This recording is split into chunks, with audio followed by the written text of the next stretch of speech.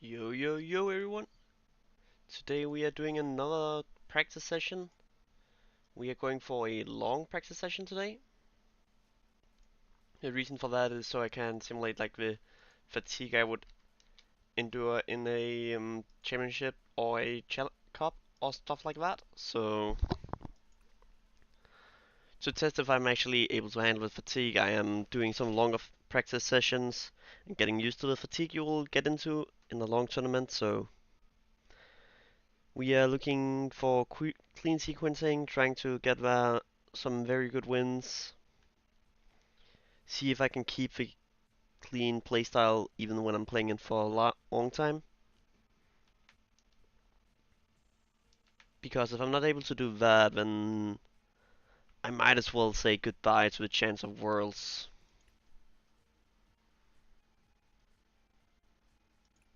Okay, does it want to find a match for me?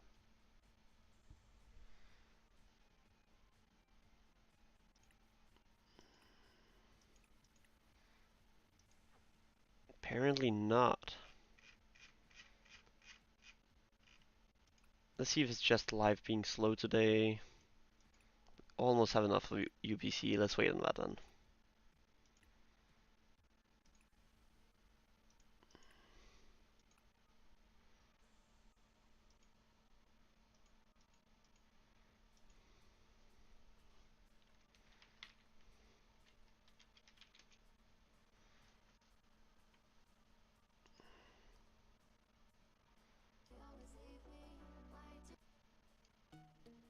Okay, do I have something updating in the background or what is going on?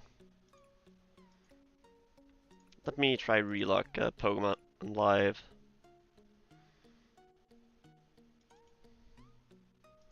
Usually there's no issues with it whatsoever, so... Or am I hitting this scheduled maintenance issue?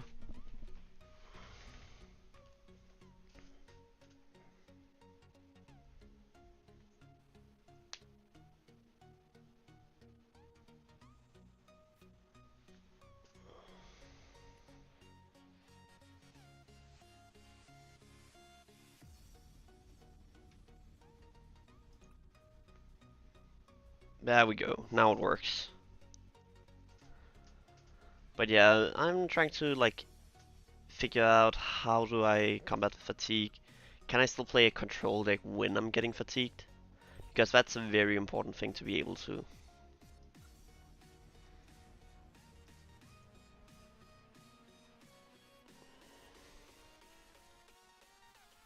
Okay, mulligan.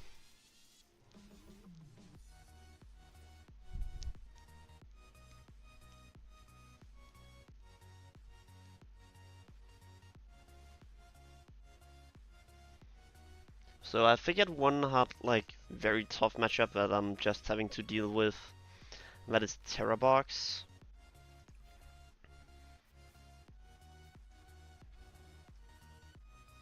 Okay, that's not bad actually.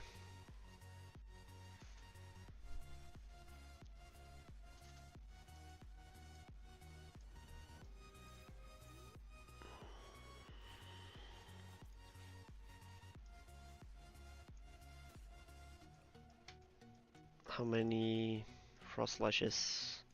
I have only access to 2, okay. I am waiting with playing with Bike Muff because maybe I am able to make the Rare Candy play next turn if I hold on to it. The Spike Muff Petrol into Rare Candy into Grimmsnarl turn 2. That might be the play we are looking for, I'm not certain yet.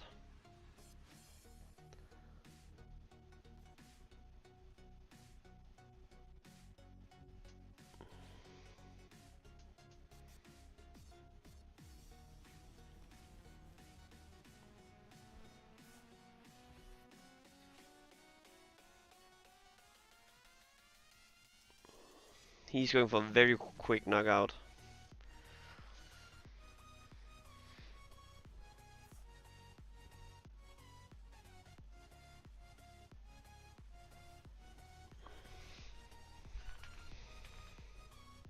Yeah, Bellowing Thunder to knock out my Money Simdimp.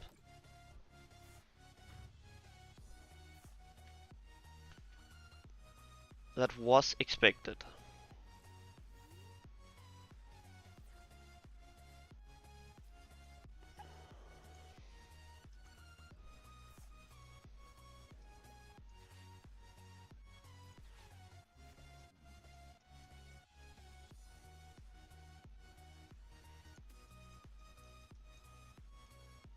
Let's actually play the long game here.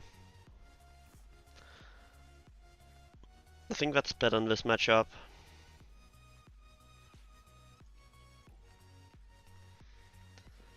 The the Lily helps me set up for the future turns. I don't have any Frost Slashes in play, so I'm not starting to stack damage. So I feel like it's just better to item lock him here and then wait the time it takes. If he goes for the knockout here and Padu, I can set up for next turn being big.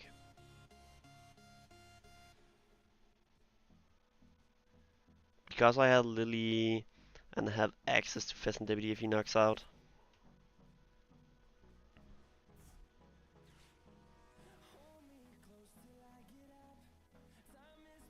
And I have the ability to Stadium Bomb here, so...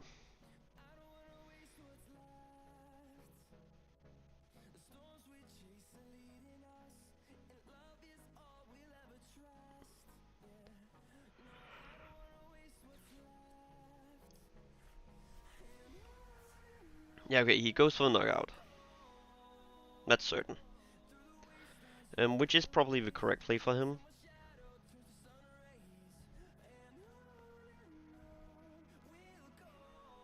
Why would you ever play Pheasant Deputy down here? So the Pheasant Deputy is agreed. He's playing Terra Box Raging Bolts. I feel like a lot of Raging Bolt players will just switch over to pure Terra Box after rotation.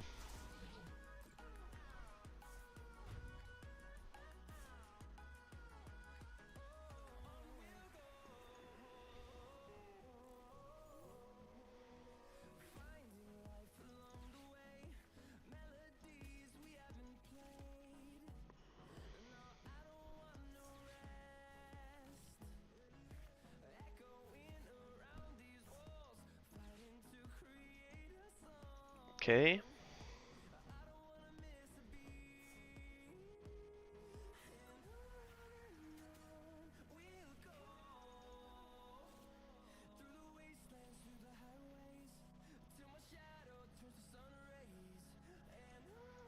So I have one energy in this card.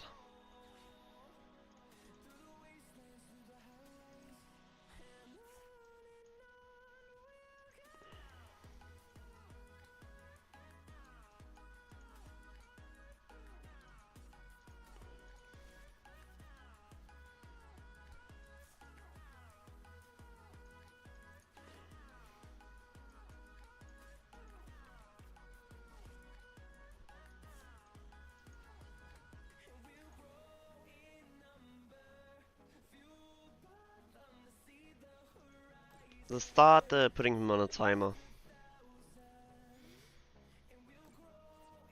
Because next turn I will not Evo. I will go for the Monkey Dory to the bench, but do into active.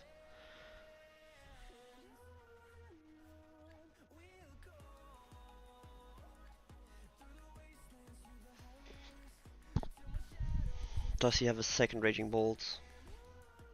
No, he's just going for the starter.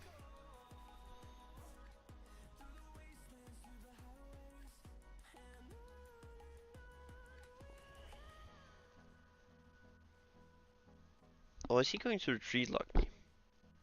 No, he's going for Bellowing Thunder.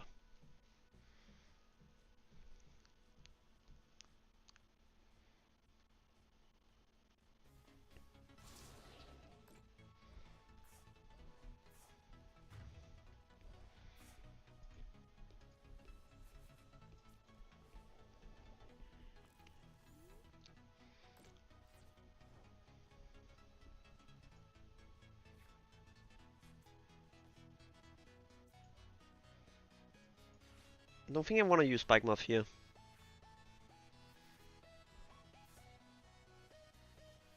Morgrim.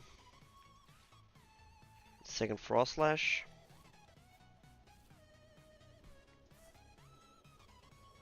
And Item Lock.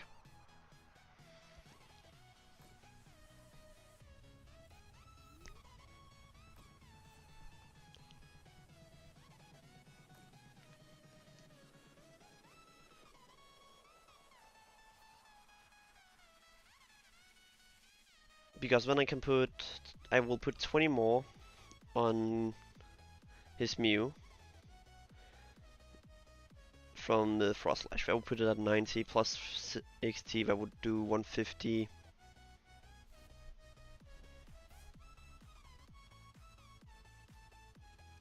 We are getting close to range.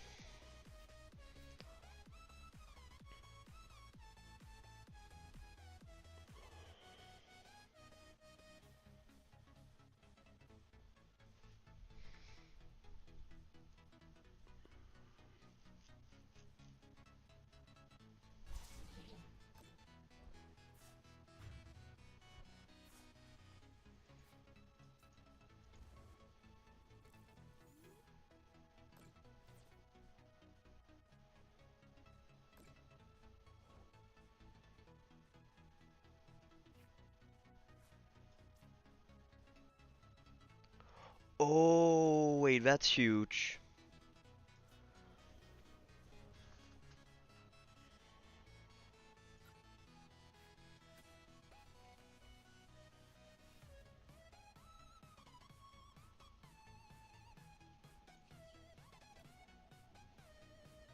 Move 30 off here onto here.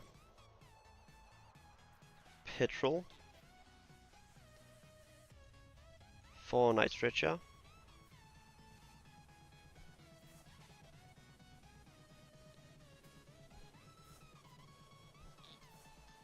I do have some cards in my price cards that I can use here to win this turn.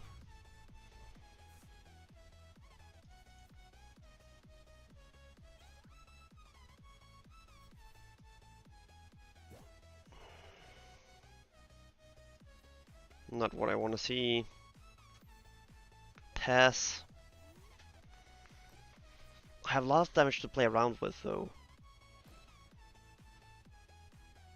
If he has another grass in hand, then I'm screwed for, but that's it. That's how it is. He has, okay.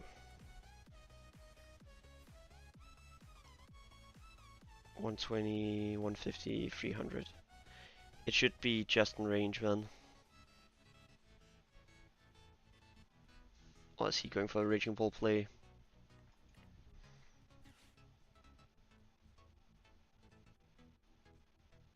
But I don't think he is thinking about the weakness fact. Like, else why would he commit so hard to the Raging Balls? Okay. Scoop. This was just a bad board save for me. I burned too many resources trying to create tempo, when there was no way of me having tempo.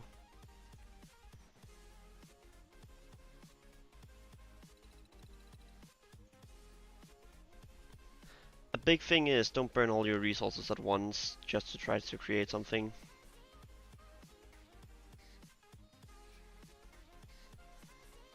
If I could somehow have drawn more cards there, then it would have been fine. The thing is, this deck lacks a bit of a draw engine. And then also, Raging Ball is just a very bad matchup, which is why I think this is a very good deck post-rotation. But practice into rotation with it is not easy.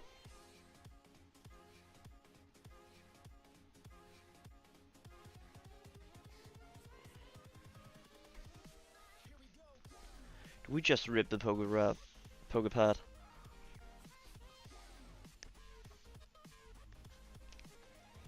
I think we do.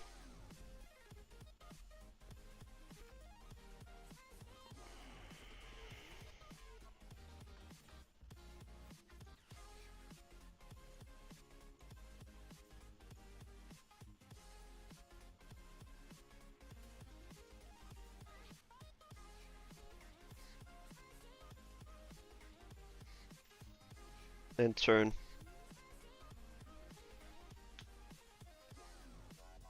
I mean, I have Frost Slash in hand, I have second Dark Energy, I have Lily.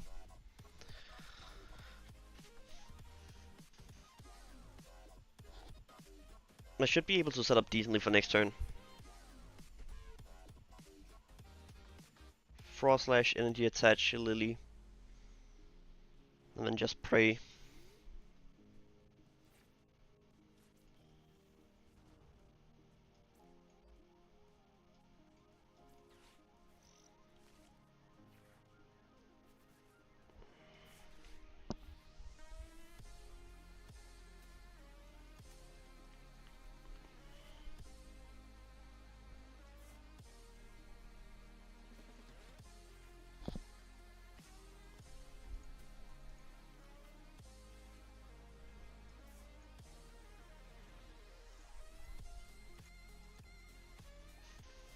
Just to get some damage on the board.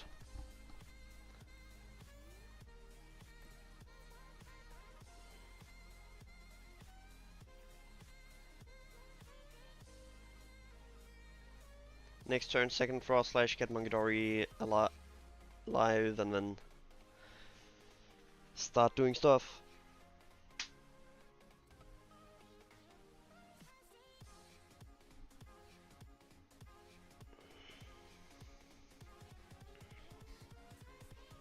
I feel like that's a play, just instant Monkidori, Frost Slash, energy onto Monkidori, move the damage.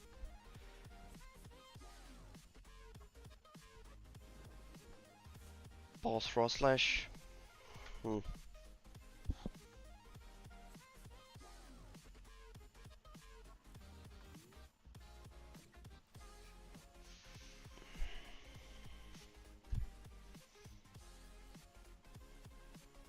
E-switch off the top deck.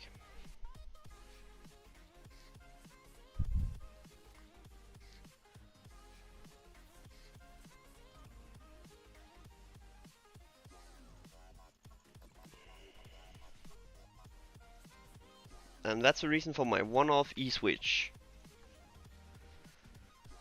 One of them. There's multiple reasons to have a one-off E-switch in this deck.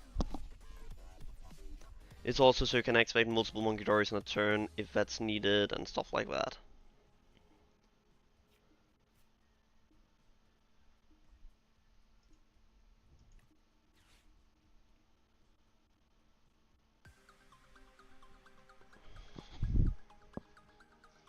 Precious Trolley.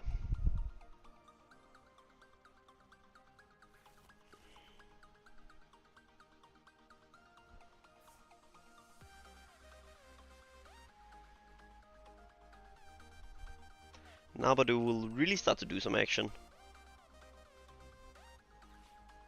Or not Badu, Frost Slash.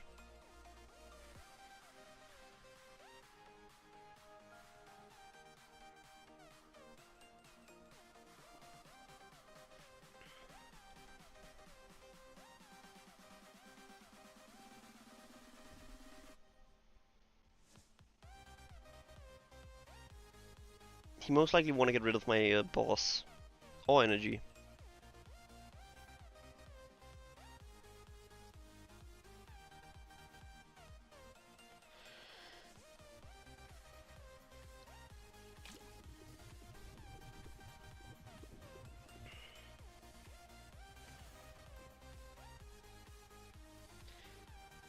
Blood Moon would be a bad pick for him. It's not live yet, so...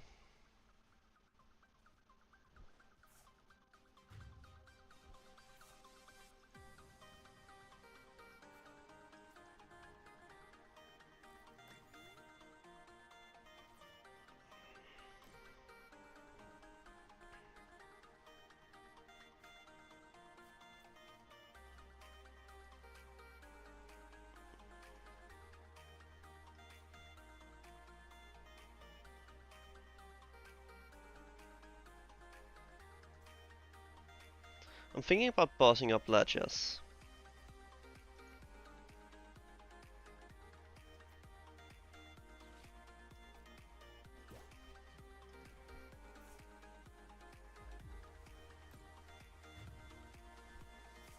But Monkidori is the correct play because that will leave us the same amount of damage manipulation.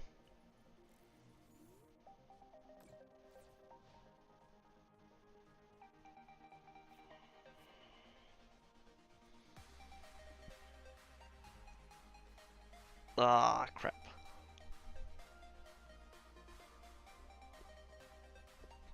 Does he also have energy?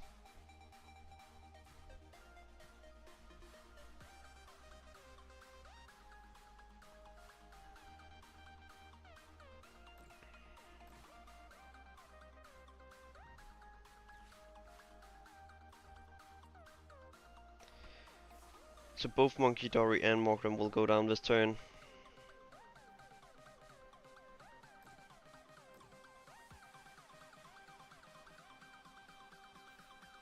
Absol will still be in range though, but...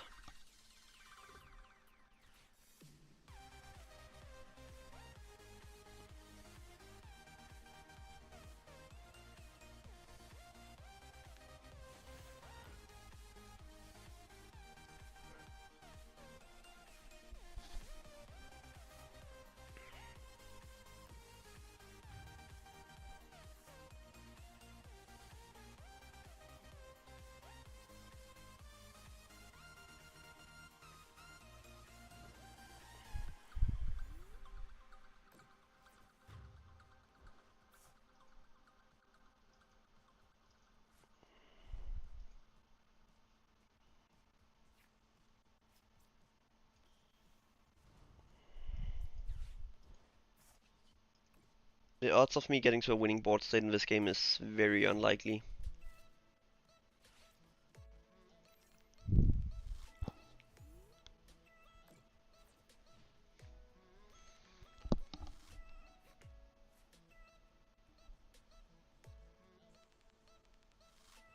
But never zero.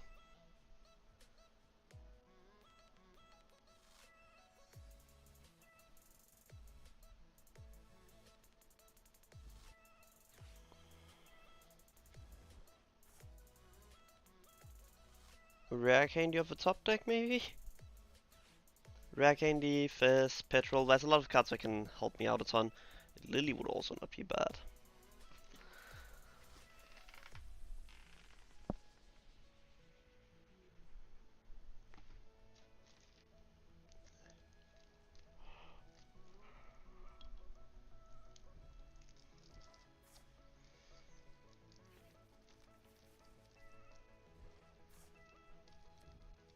Yeah, this is game over.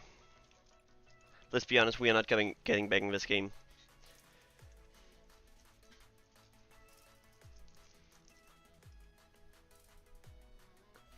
And that's the unfortunate part about playing post-rotation into pre-rotation. Pre-rotation will always be a little bit stronger in that parliament. They have more tools to their availability and stuff like that, so...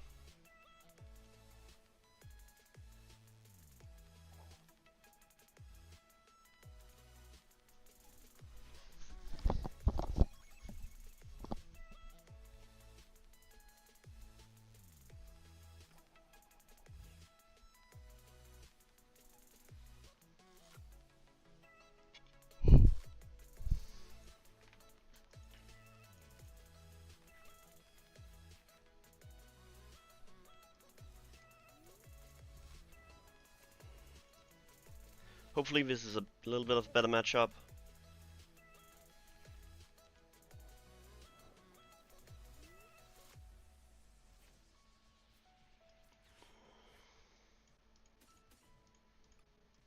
How many Frost Lashes in deck? 2?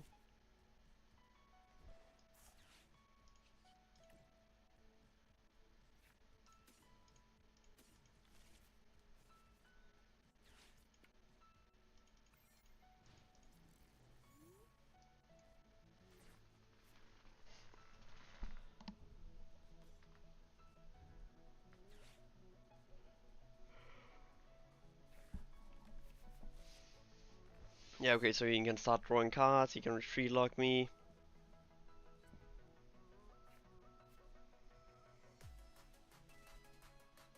Suggested grass box.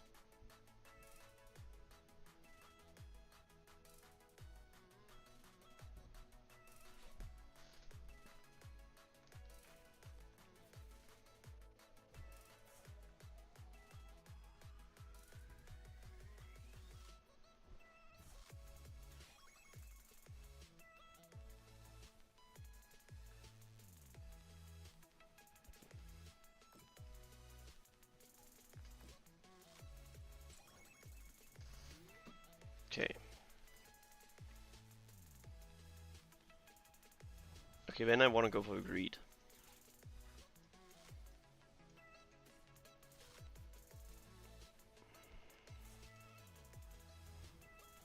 When we rip a Lily off the top deck, I want to go for a greedy play.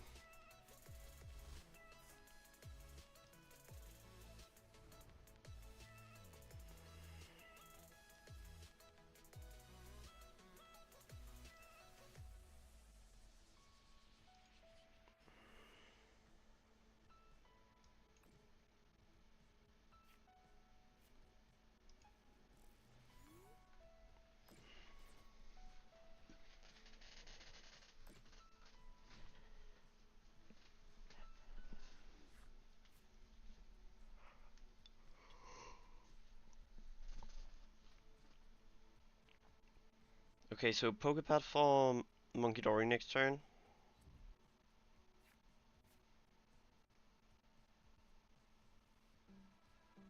He gets a Venusaur now though, that's an issue.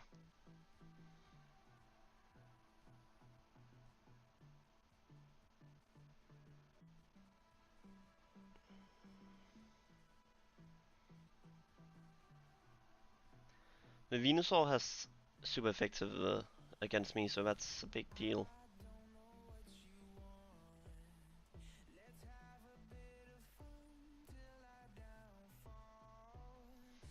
Is bug catching set also rotating? It's H. I think it's H that is rotating. No, it's H and I that will stay. G will be rotating. Oh. Yeah, okay, so Grass Box will still be a grueling matchup post-rotation.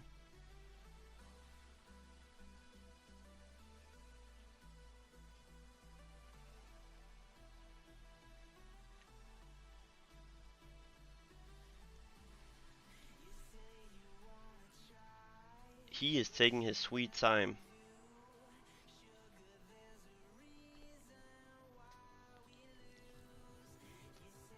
Huh?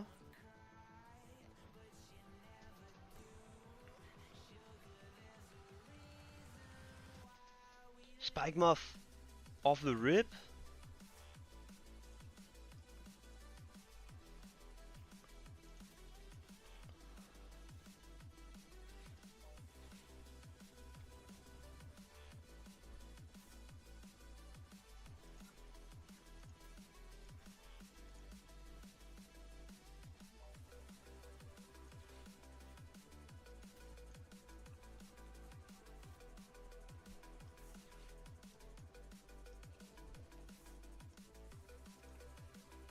Then might as well get as much energy off the board as possible.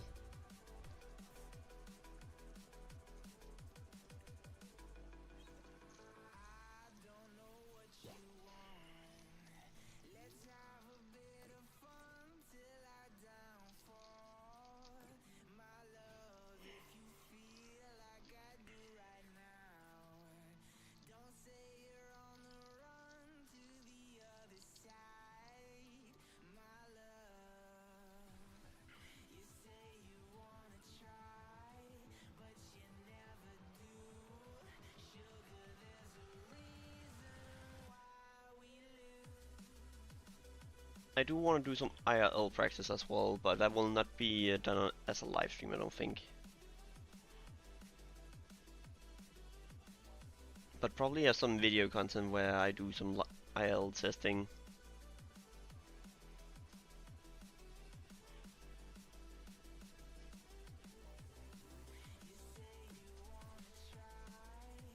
For his case here, this should just be a scoop.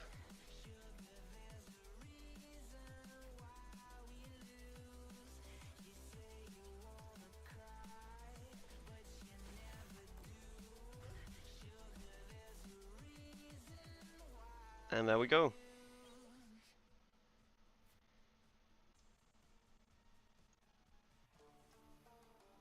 Like, honestly, I don't mind player scooping when they are in a losing state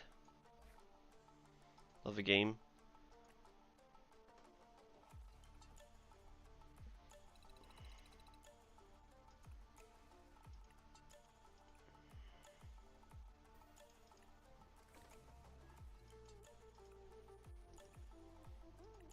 I would actually prefer it because that means I can get more games in less time. I do still think Grimmsnarl is a very, very good choice, even though I have had some bad games.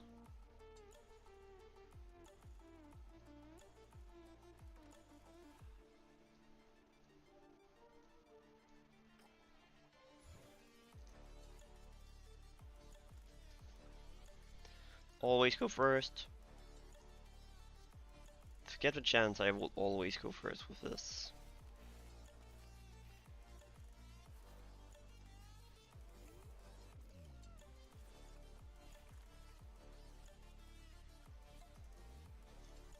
This is one of the few instances where second might have been a better pick, but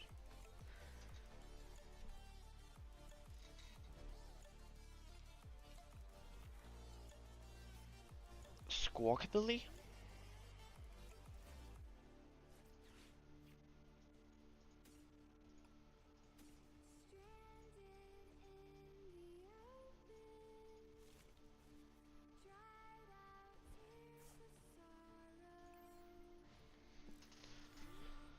That might be Ceruledge or Raging Bolts.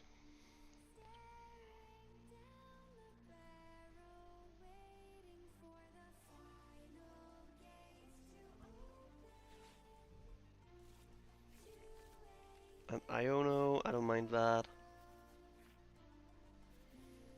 I do mind that.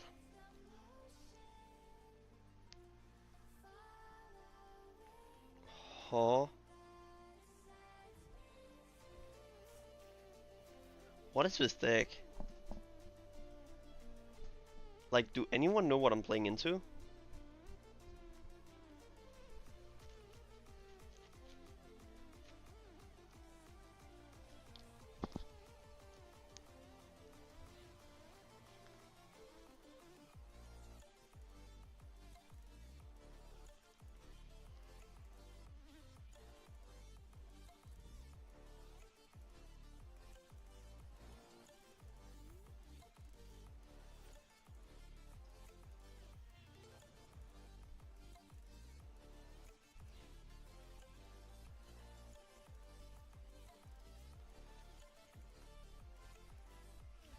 I mean, I guess we take the slow early.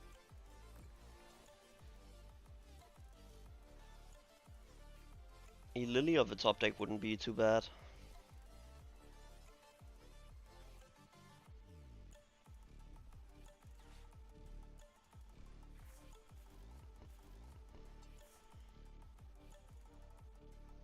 Huh?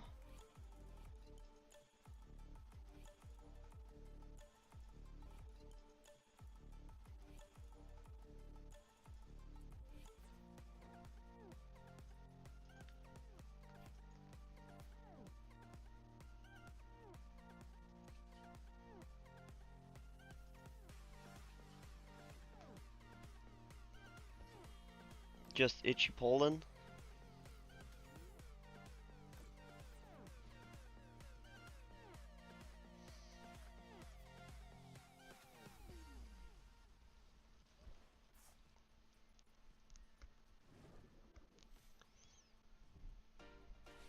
I mean, I do have Fizz, I have Rare Candy, it's fine.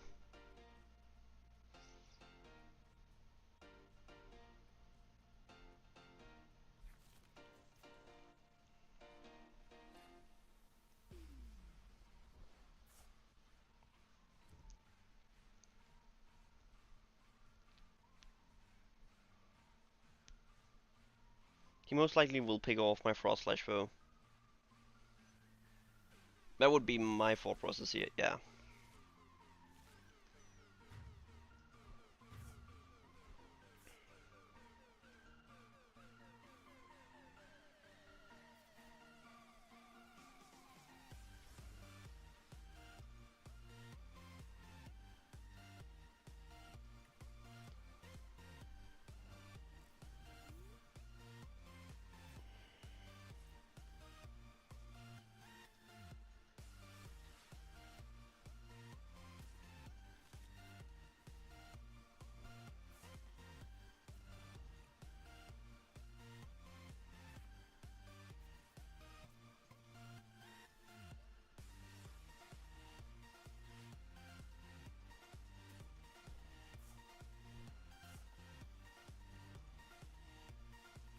end turn. There's nothing else I can do except slowly starting to move damage around.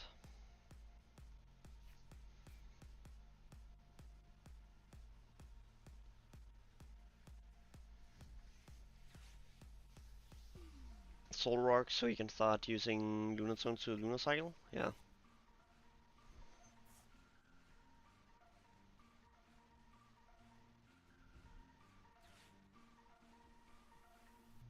What else will he find? Largest, okay, that makes sense.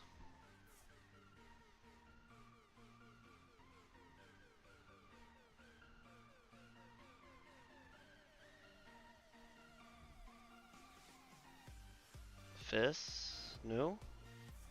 Frost Slash, you really don't like Frost Slash.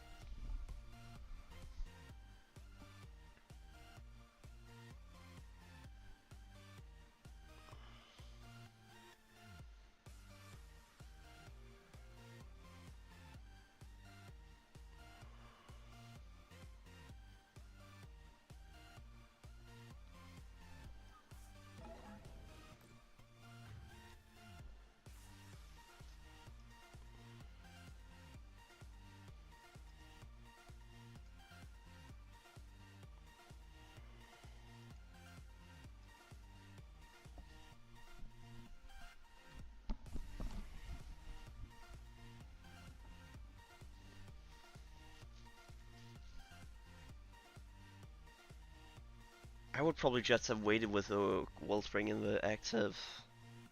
But if you don't have any ways to draw cards, it makes sort of sense.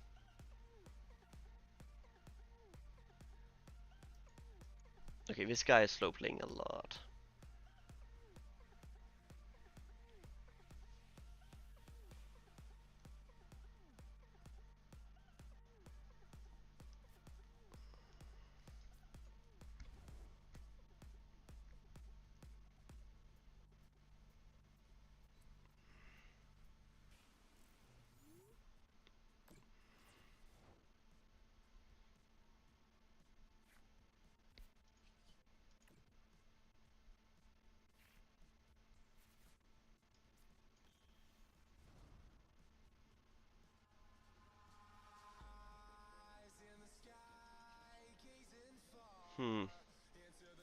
Lily?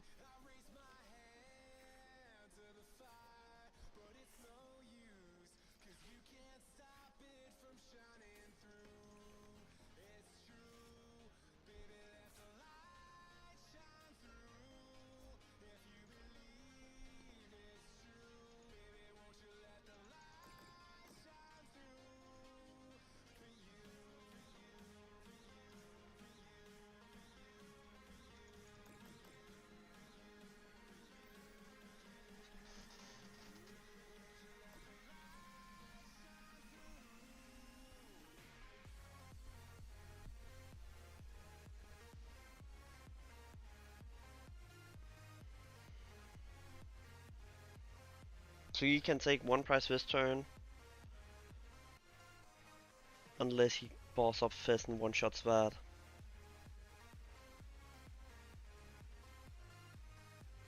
But he has already used 2 bosses. No, 1.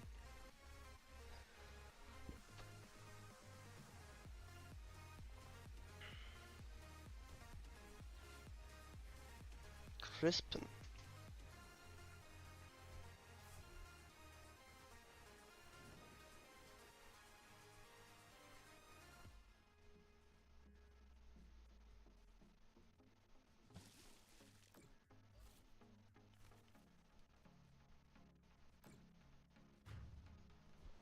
See, that can real quick become an issue.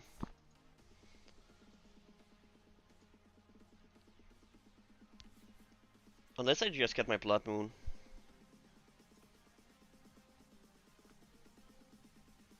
I mean, Blood Moon and I win.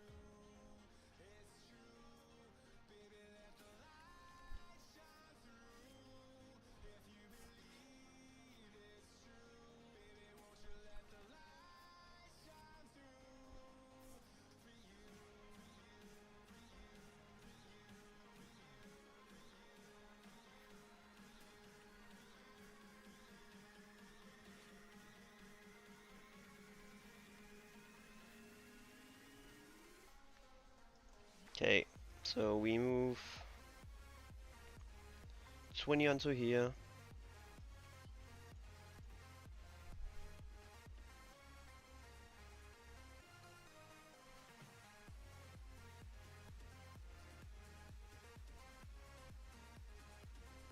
Let's just knock it out. We need those extra cards.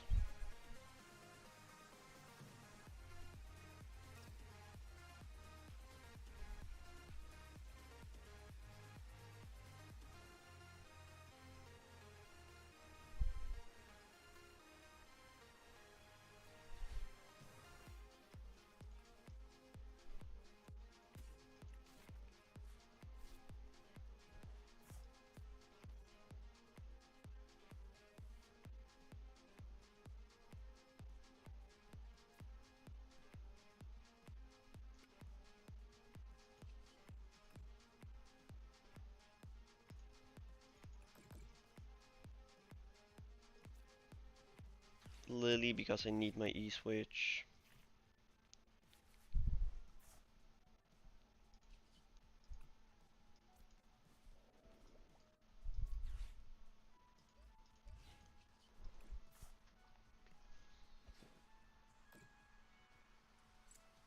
It all comes down to, can he win this following turn?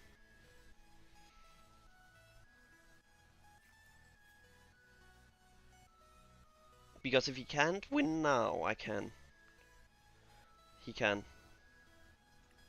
That was such a weird deck, I have never played against that before.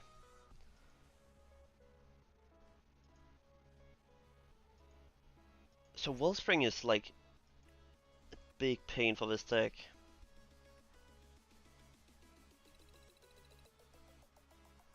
But I will lose Mimikyu, so there's no reason to try play with Mimikyu.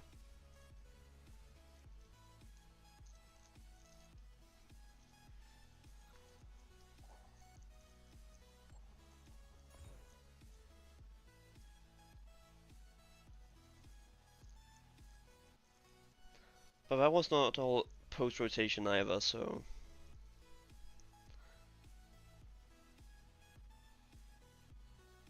I don't think we are a lot as practicing post-rotation already.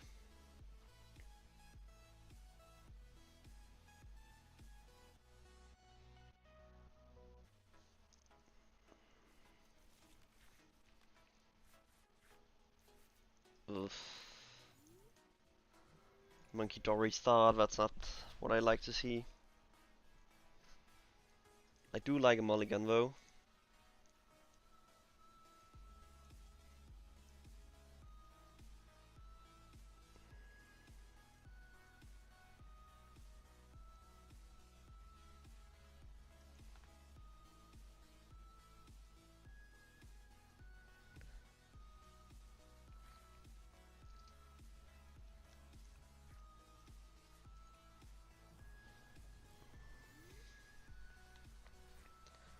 Tatsugiri start, that's always nice for you to see.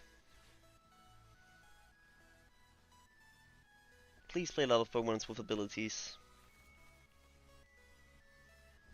Oh, it's this deck, okay. Yeah, he's playing around the new Abeliva from Destined Rivals.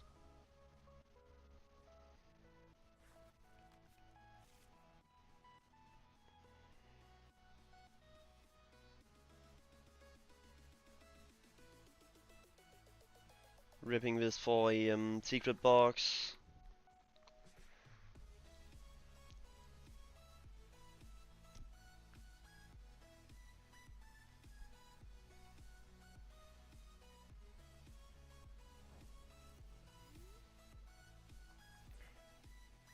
Let's double check we have secret box first. We do. Okay, so this I will use for Badu. Petrol for secret box.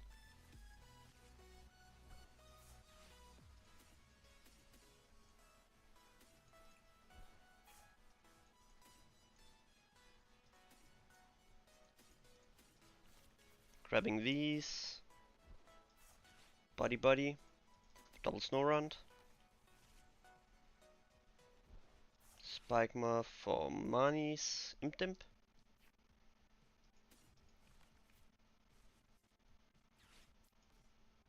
Air Balloon onto Monkey Dory. Into item lock.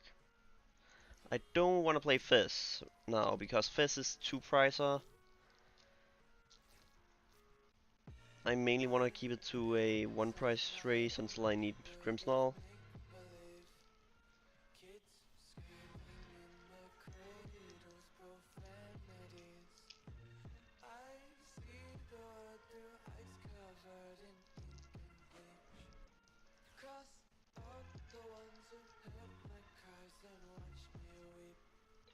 Dustclops and Apple Lever and probably a second olive. He knows petrol is not that useful here because I will only do anything next turn.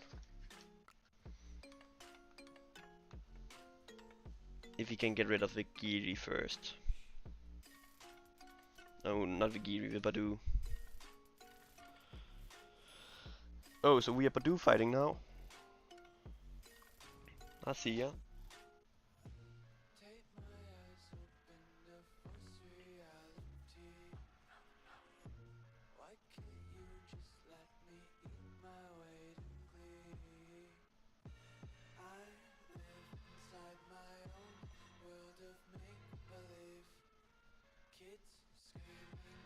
Honestly, he knows I have a Lily. Dustclops would not be a bad play to pop for Badoo.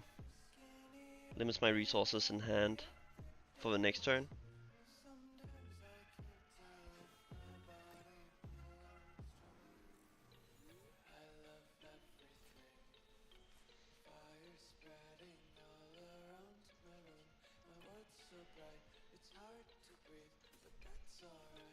But he doesn't like to be greedy.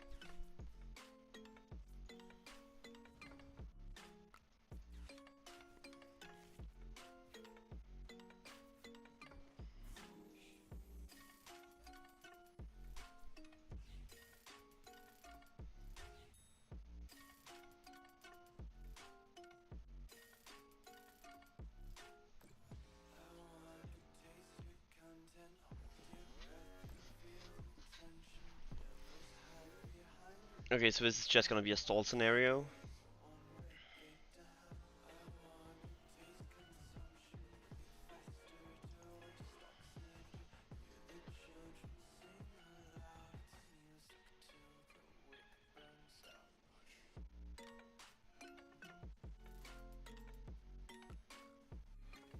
I mean, it's a decent bench sniper, but that's pretty much it. He's rocking petrol for what?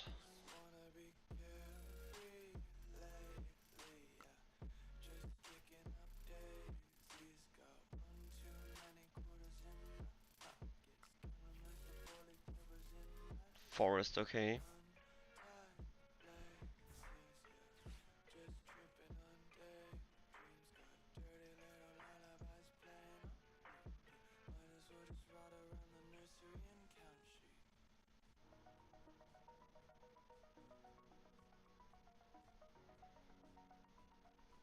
The thing is, do we want to take Badoo out now, or do we wait?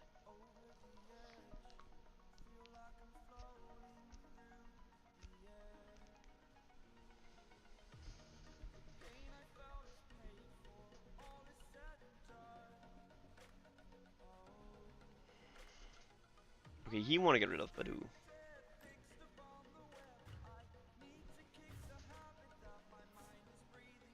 That activates my fizz. Ooh. Whew.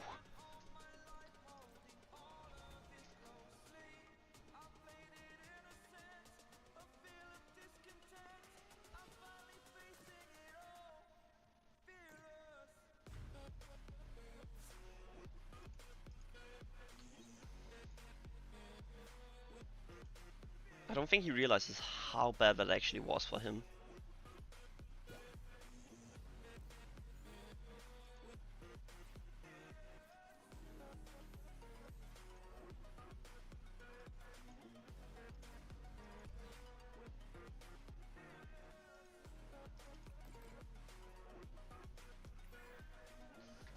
Because now I get to play around with damage counters.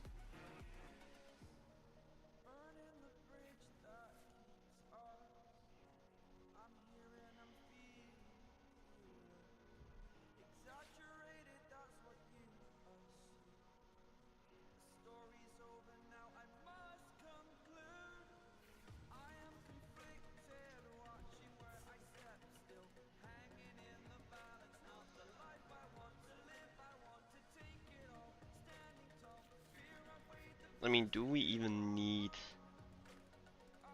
Grimmsnarl this matchup? I don't think we do.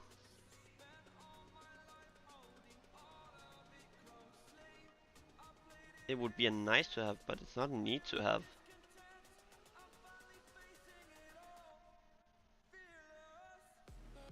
Okay, so if he takes up Morgrim, it changes a little bit what I do next turn. But actually, no, it doesn't too much.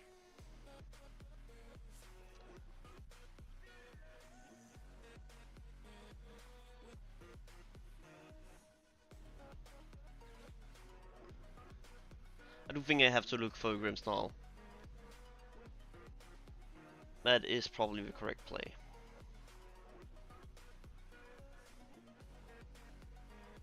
Because else I could just go for the second monkey, or third monkey. And then start really moving a lot of damage, but at some point I think I will lose that race.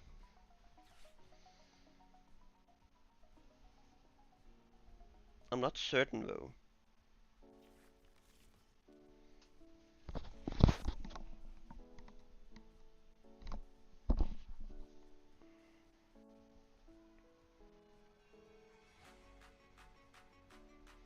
Do I lose the race if I just get rid of, if I just say, okay, we're committing to 3 monkeys?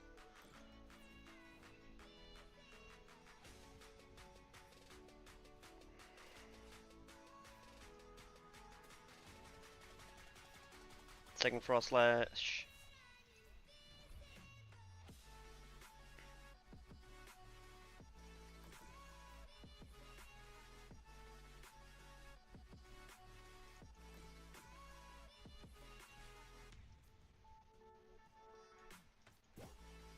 Boss up this just makes it more difficult for him. I mean, I'm not taking any KO, except I am killing this with Frost Slash. But that doesn't give access to Fist, it still counts as an in-between turns. Second Morgrim, so I can evo my Morgrim on bench now. I feel like now that I have 2 Frost Slashes, the correct play is just play around with Monkey Dories. The monkeys will make me win this matchup anyways. Because the odds of him being able to evolve both Smallest this turn is very, very unlikely. And he cannot pop 2 Dusknoirs. If you pop 2 Dusknoirs, I'm at 1 price. Dusclops maybe? And I'm pretty close to having Grimmsnarl. Dusknoir. Rare Candy Dusknoir in hand. To get rid of a Frost Slash.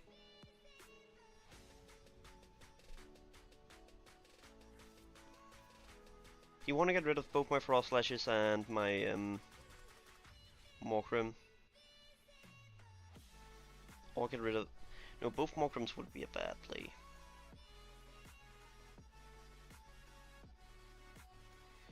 They are playing around Abuliva. It's a deck I have seen pop up a few times now. And it is a post-rotation list, so... This is Abuliva Dusknoir. It's a deck that is starting to pop up. I don't know how I feel about it. I think it's pretty bad.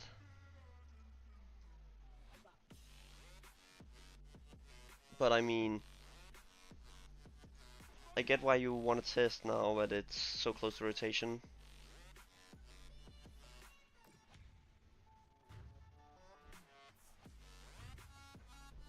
Okay, he gives me a price. And he takes a price. Oh, Blood Moon! Right! That can actually be the play.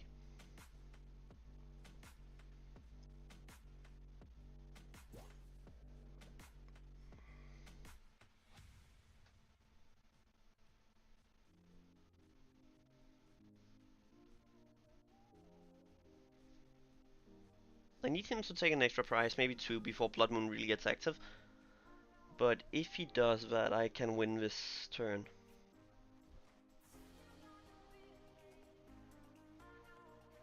If he takes a prize now, I can win now.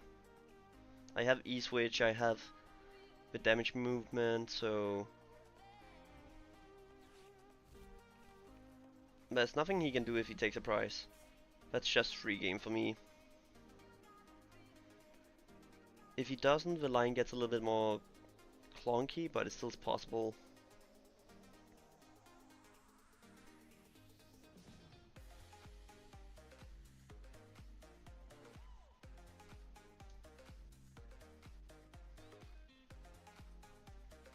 The reason people are starting to play around, I believe, is the first attack, Oil Salvo, which means you can put 20 damage on, or you can put 120 damage and spread it out to any Pokemon you want, basically, in 20s. So you can say 40 here and 80 here, for example.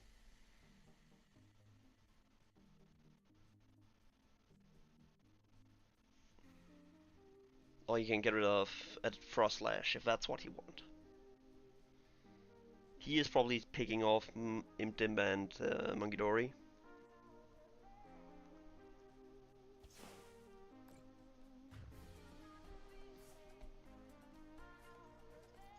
Oh right, it doesn't apply weakness.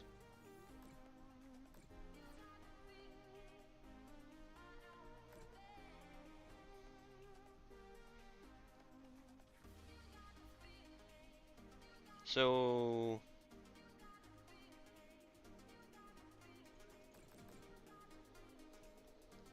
I do not have an energy out in the discard though.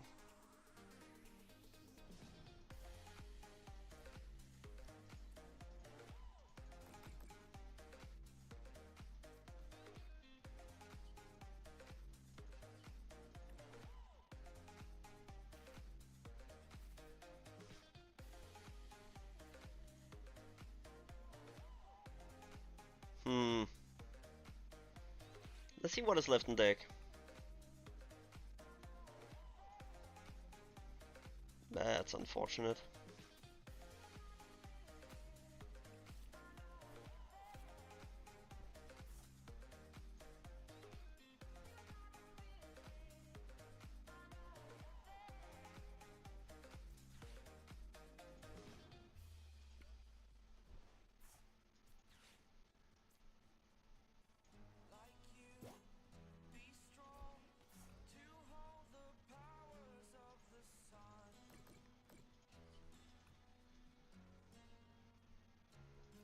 He needs to take 3 prizes this turn then.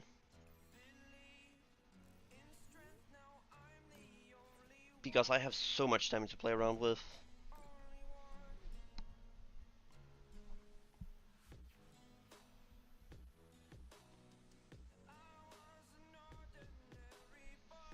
The Petrol would probably have been better to use for Lily, but I'm not certain. Wait, I actually could have won that gate turn if I promoted the right one. Right. Yeah, I made a mistake there. I should have promoted a Munkidori with energy.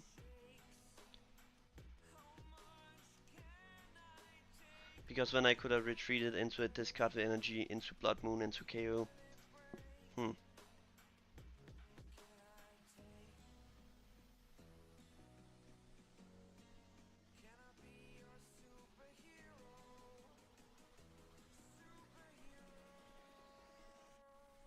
No, they don't play Penny. Penny only works on basics.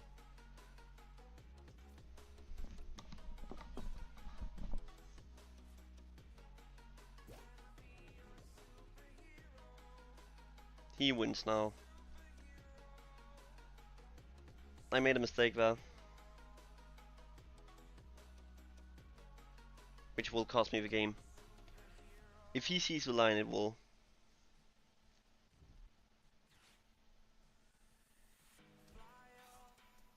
Huh?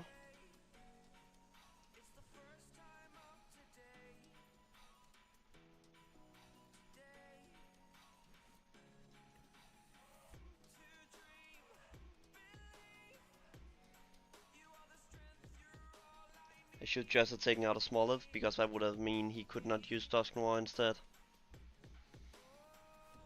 Or made the correct play with the Blood Moon.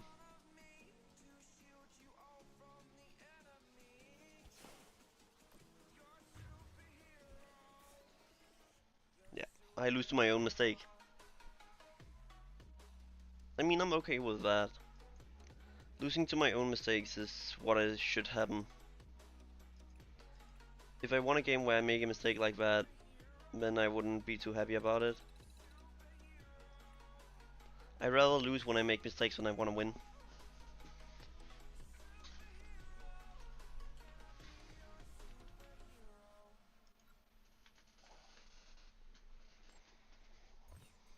I think I have used the Jumbo Ice Cream once.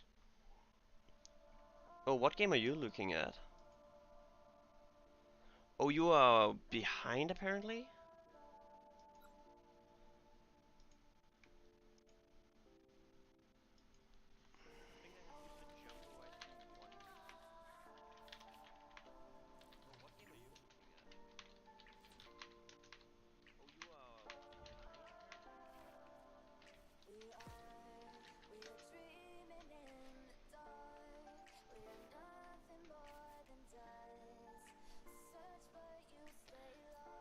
It looks like YouTube is a bit behind.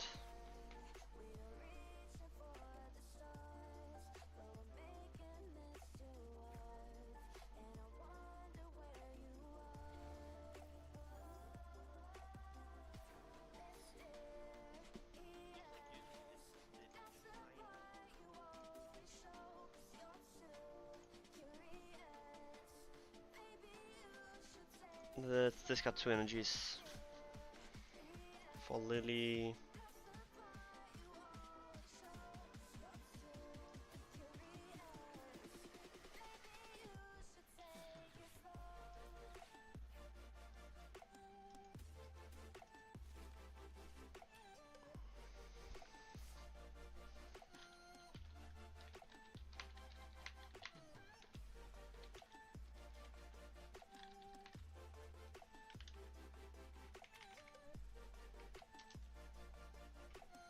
Okay, so Imp the Imp as well here.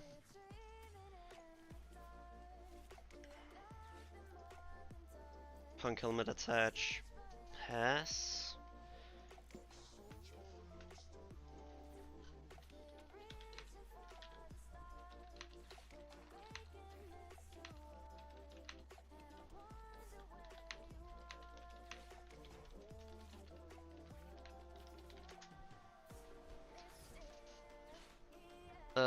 There was no Mega Diancie in the last game, at least, so that was what was confusing me a bit when he said Mega Diancie.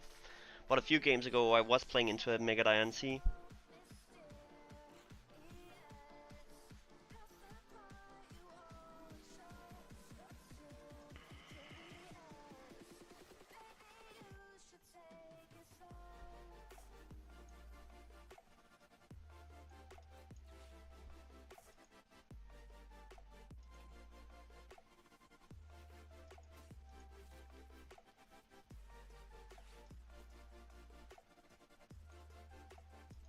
Perfect, perfect.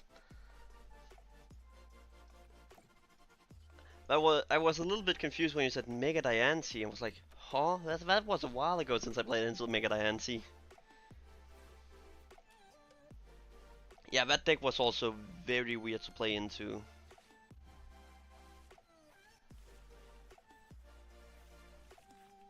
I don't mind getting this to the bottom of my deck.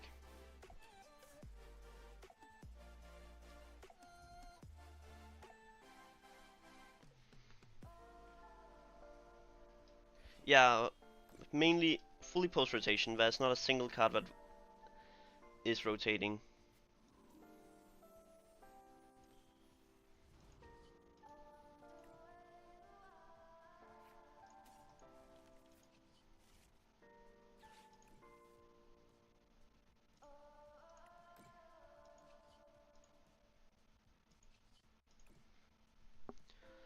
I want to start practicing post rotation already now, so I have a big head start there.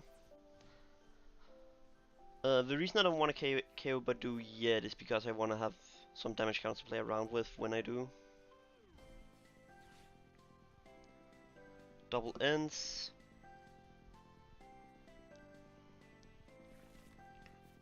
And a Fizz, okay. So he expects me to take out next turn. But yeah, I'm playing post-rotation builds. I have 2 decks I'm working on at the moment, maybe adding a third. Right now I'm working on Grimmsnarl and Ends. Both decks as 2 I see great potential in, but I need to master them first.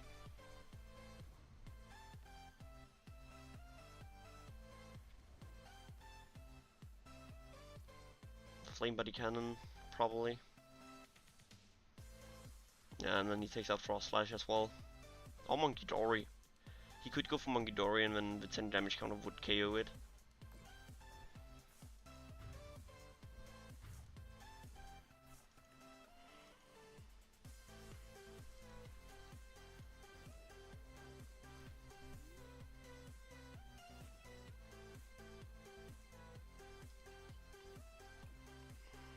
I would prefer the prize card here.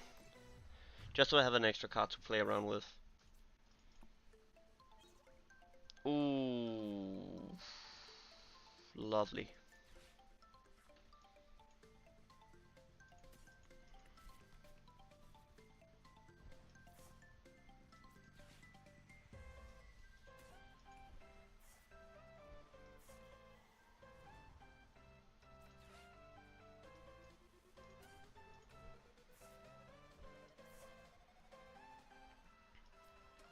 This might look very aggressive what I'm doing there, but I need to have the cards in hand to start doing stuff this following turn.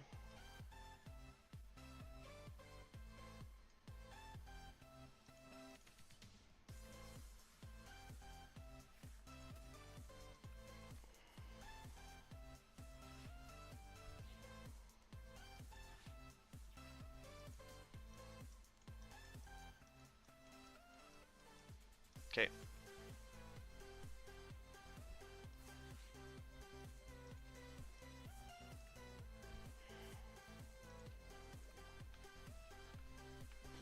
And item luck. Keep him be unable to do stuff as long as possible.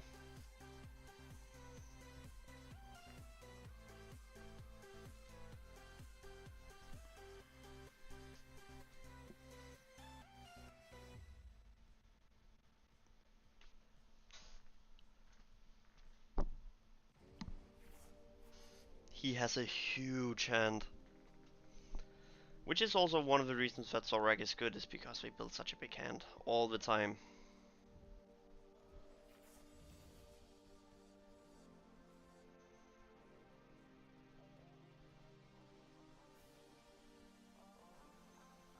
He's probably getting rid of every single card he don't think he needs this matchup. What I'm gonna do next turn is Evo Frost Slash into say row 6. I don't play Psyduck in my list. I have thought about playing it, but not yet.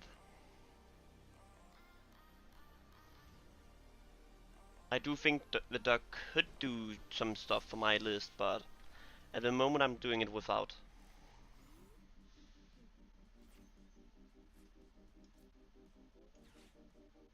Zero 6.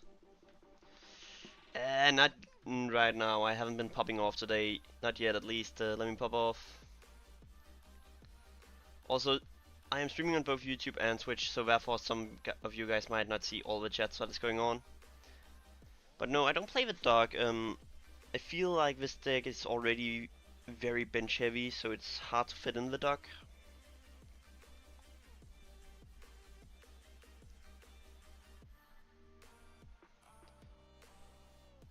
I have also thought about cutting my Raktas, but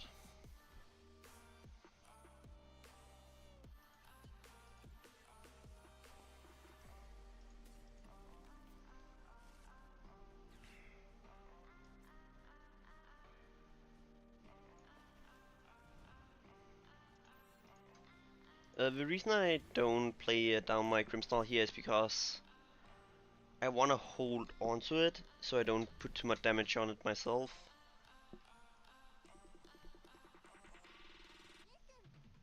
And I want this Frost Slash to be the target.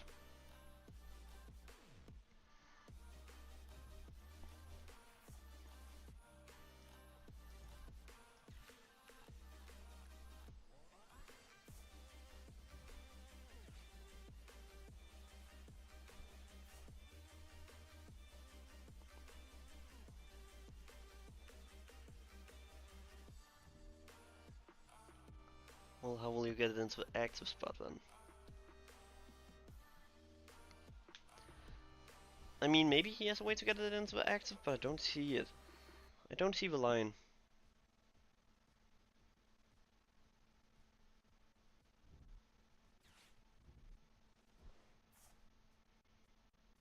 Secret box. That's an aggressive secret box. What will he even fetch with it? End castle. Power glass. No, artisan.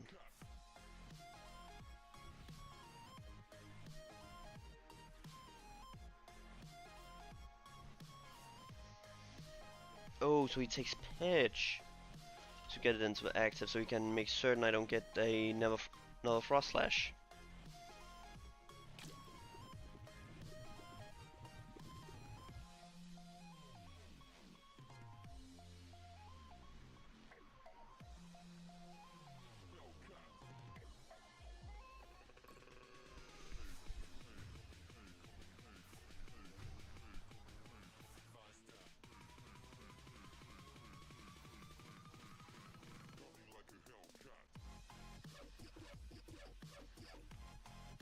Come on, give me a good top deck.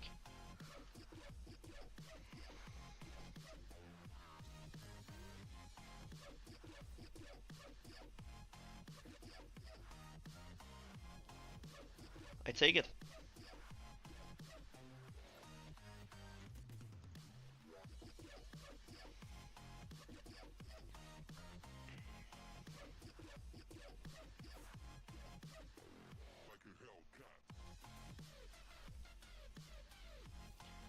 Then we attacking the active, putting 30 onto the Manaton.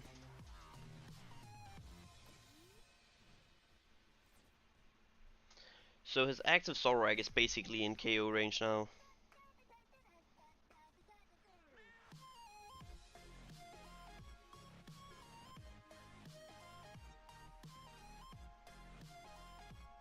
Backdraft maybe? The backdraft would make it die to poison. There's no attack that feels good for him here.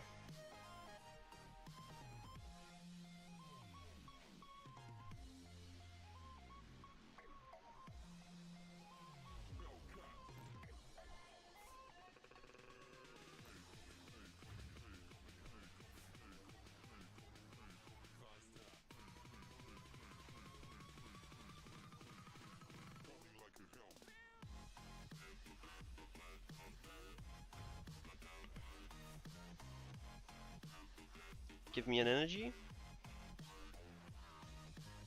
Nope.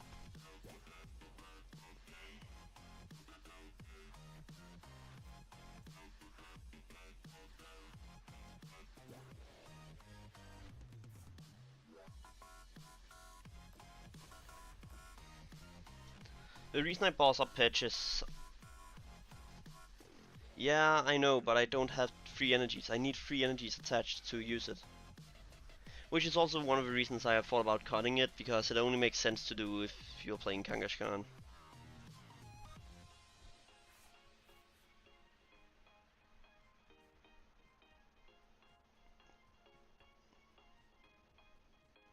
Reshiram? Or Zekrom?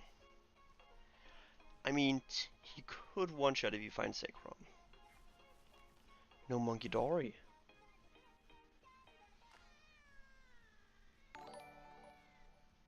Yo, thanks for the follow. Gambit.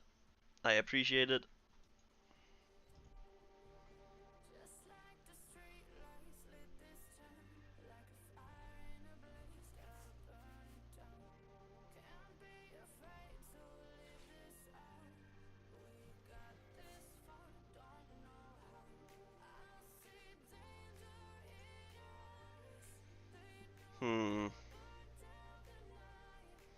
Yeah, the ice cream was a fun tech I thought would work, but it's not really doing much. He has game. No?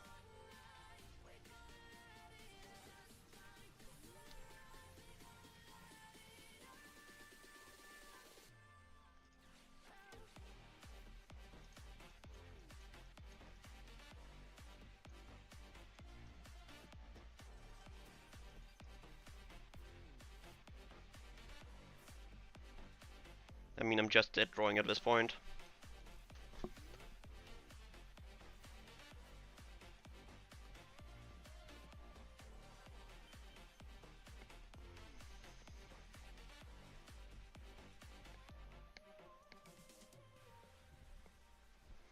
But the ice cream was meant for the East matchup that doesn't particularly one-shot. Because I thought it would give me an advantage in those, but yeah, that's it.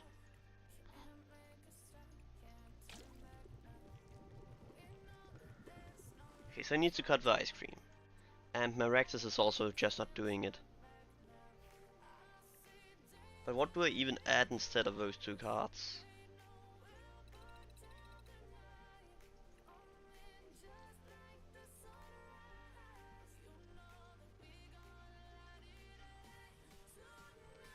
Probably an extra energy. Maybe a Super Rod? No, wait, Super Rod is rotating, isn't it?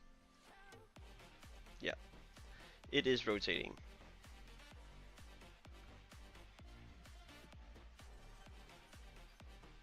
What about a Cornerstone Mask? Would it make sense to add Cornerstone Mask?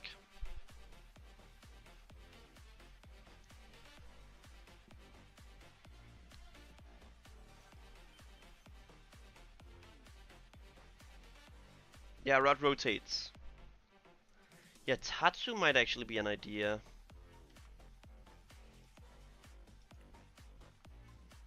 I mean, I can try with it.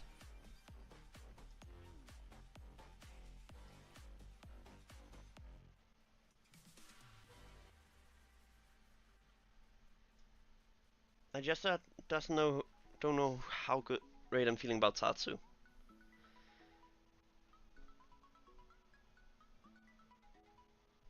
I mean, it's worth a try. If it can help some with consistency,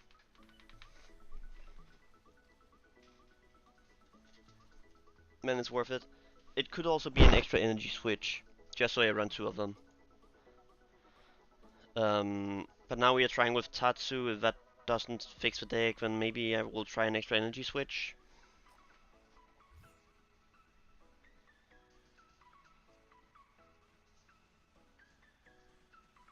Yes, we would like to go first.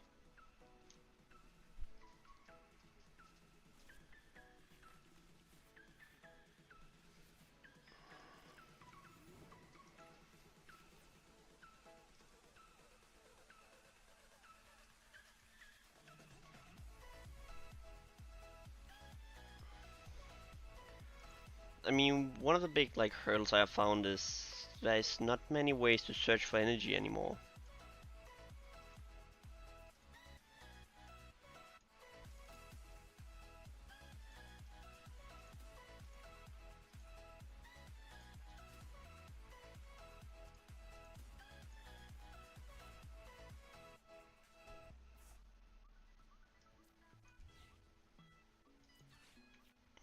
Let's find a second. Imp Dimp. Pass. It's not ideal, but it is something.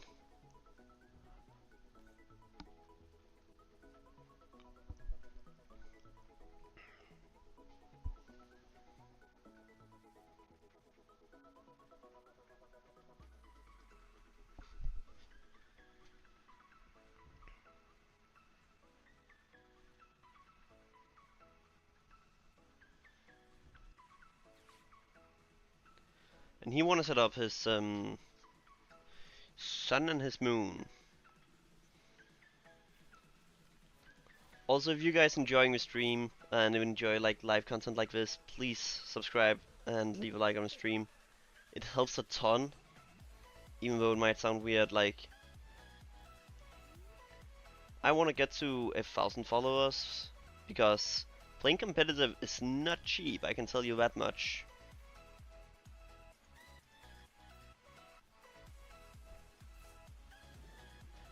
The lily of the top deck is very huge.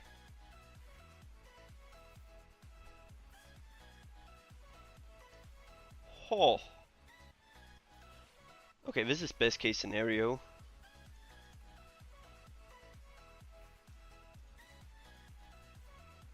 See, now we are popping off. Punk up, attach 2, retreat. And in this position I want to push with pressure. I know this matchup, I have played it quite a few times. I need to just put the gas on the pedal if I get the chance for it.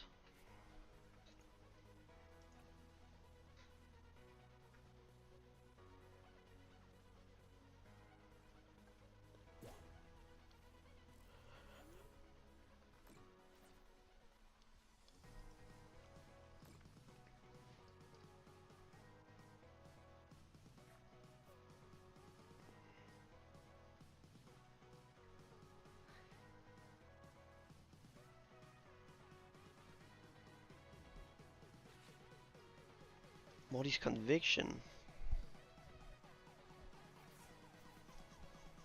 Huh. I don't think that will be good post rotation.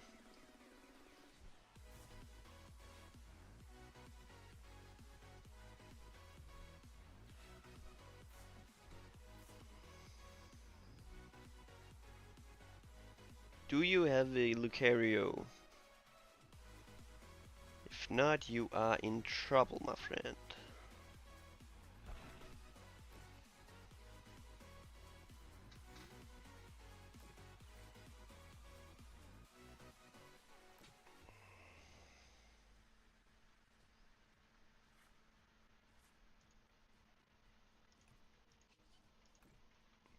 I mean, then we are just doing like this.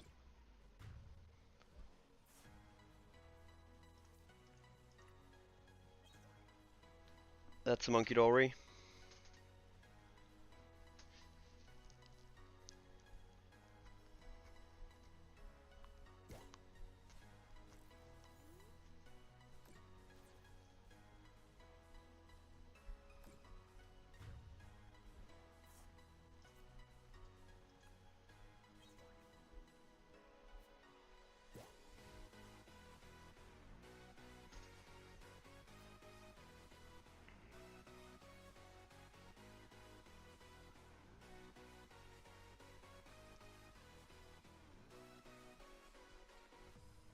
I feel like post rotation will be a way slower format.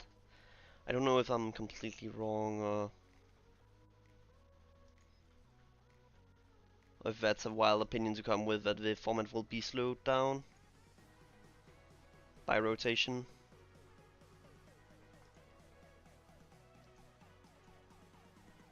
But I do also enjoy a slower format actually.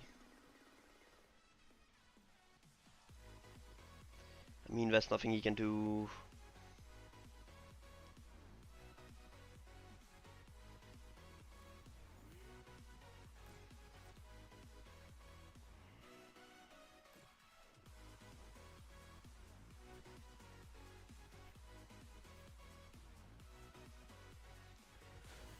Iono, the Evo discs, or generally all the TMs.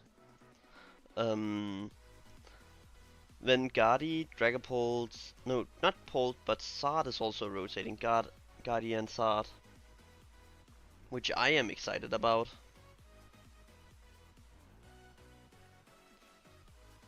And then also Dango, the golden cheese string.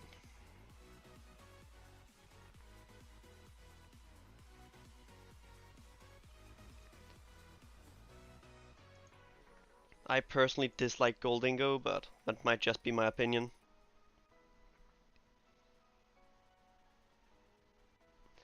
Is there a Moltres that only requires a normal type energy actually?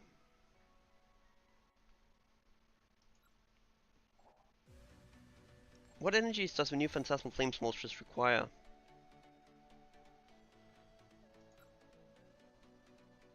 That could be a tech card to save me into the grass matchups.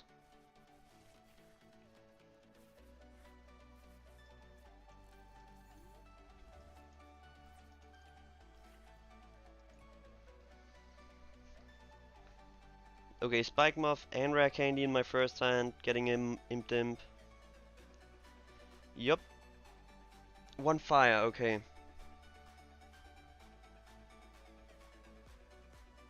And how much damage does it do? Because if it one-shots Ogapon, I need to find a way to fit it in the deck.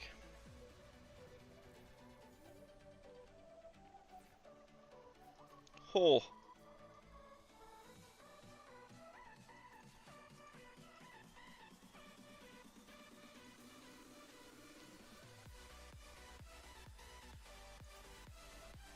Because, like, Ogapon is the big weakness for this deck.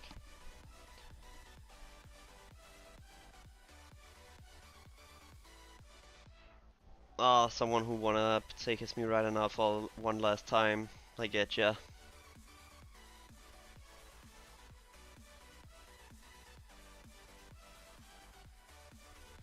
Electric is really gonna struggle post-rotation.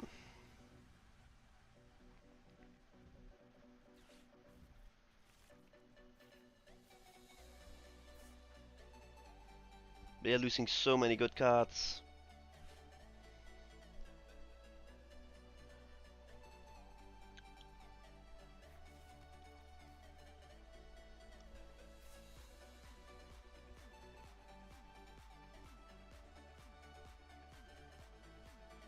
Isn't it just boss KO with Ledgers? I have the boss, I have the more Grim to bench, the Spike Muff in place so I can find the Grimmsnarl, Rare Candy Grimmsnarl. Yeah, I mean Reikyu and what was it called? Raichu was very important for that deck. So since they went out, it was Iono is one of the big ones. But we will see a new card type of Iono, I think. It is so much a staple for the competitive players to have a card that does stuff like Iono do. So I think we will see a sort of reprint of Iono.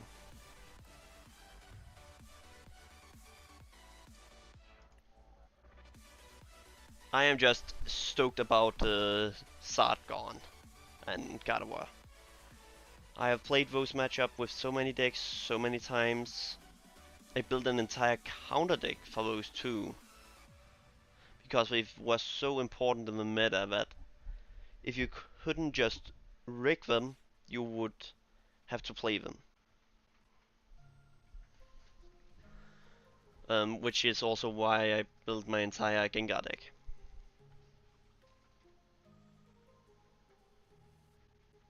Gengar was made specific because of those two. Mega Manectric. I don't know what it does, I have never played into it.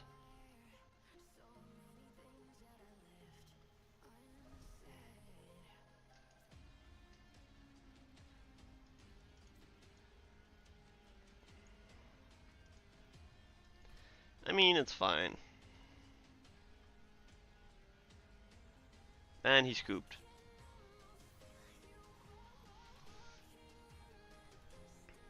I have not gotten to use the Giri yet. I also don't think the Giri is a play.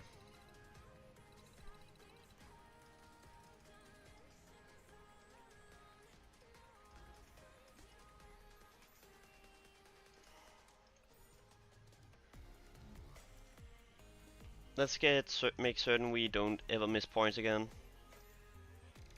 Into shop, into expansions. This one is the easiest way to make certain you will never need any more points. Look at how many I got of this. 3,300.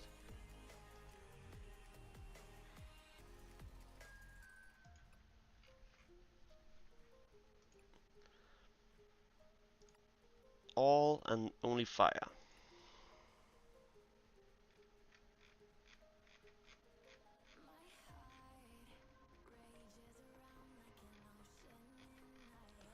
That must be something.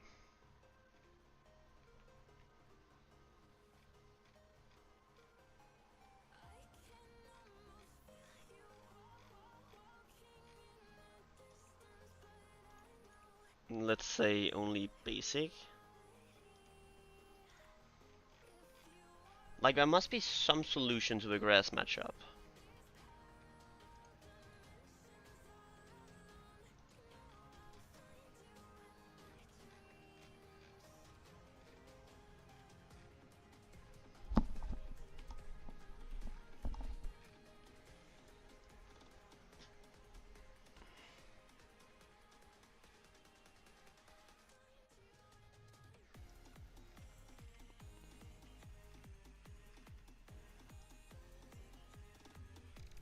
I do think this is my best shot.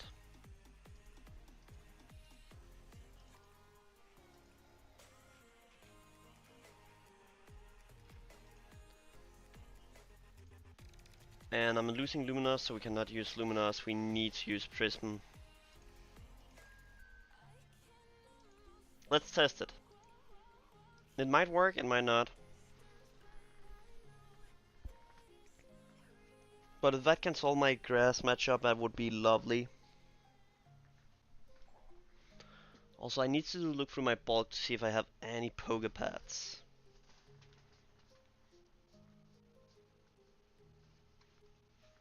That's one. Because I want to start building this deck, but I'm not gonna spend like a ton of money ordering poke pads if I have them. That is such a cool coin. How do I get that?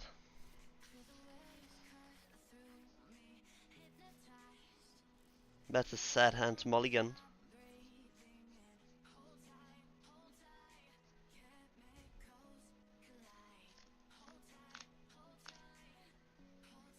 But before it was Iono, it was N, so I am not worried about losing Iono because I know we will get a new one.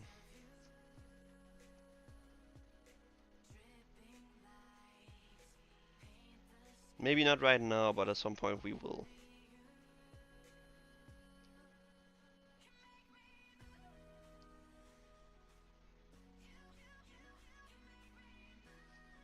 How long does this guy take about setting up?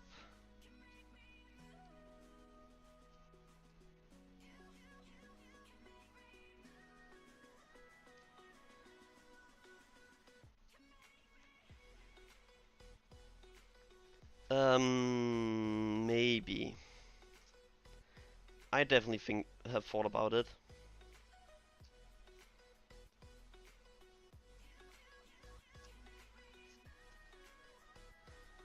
Also because we are gonna lack something that can do what Iono does.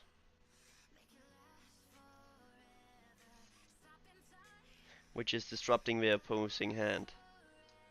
So I do think Iono will be replaced with Judge in some decks.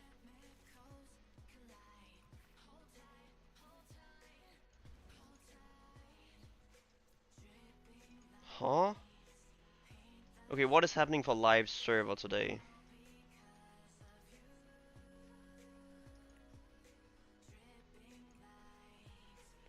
Hello? Okay, is my stream lagging? No, my stream is not lagging.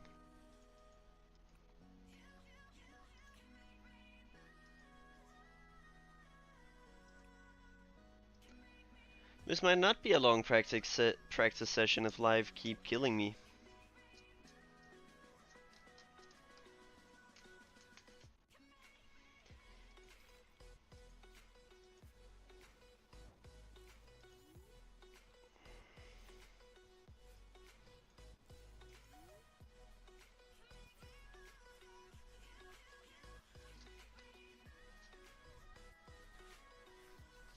For F's sake, live.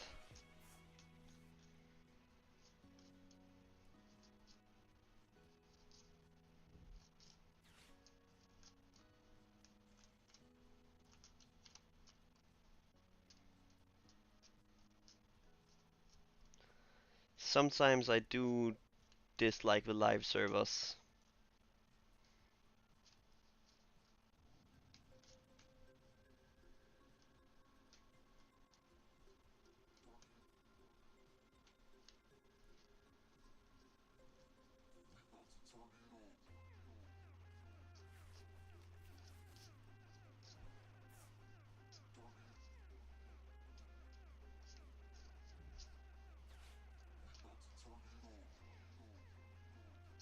This matchup Frostlash is not gonna matter.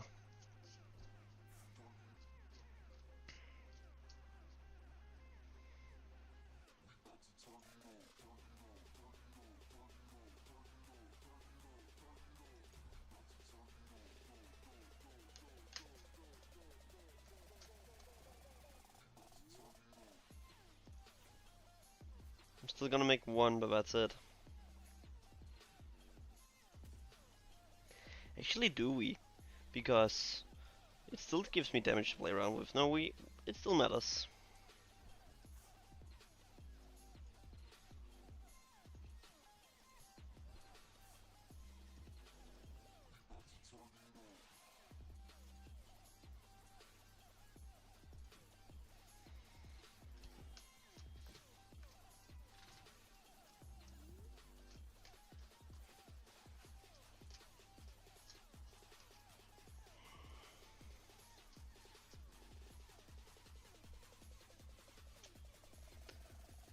Also, I do know I have some bulk here as well, which can contain Pokepads. Let me look through that. I will end up playing them in Japanese for a start until I have the English ones, but with the prices the Pokepads are right now in English, I am totally fine by playing a Japanese counterpart.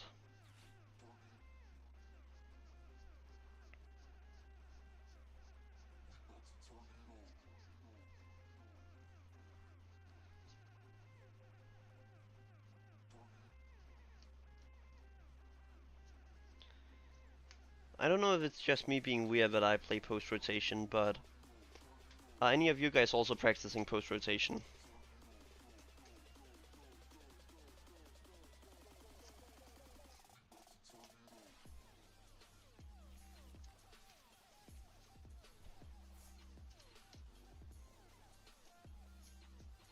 Or am I the only one already hard committing to, okay, let's get into the post-rotation?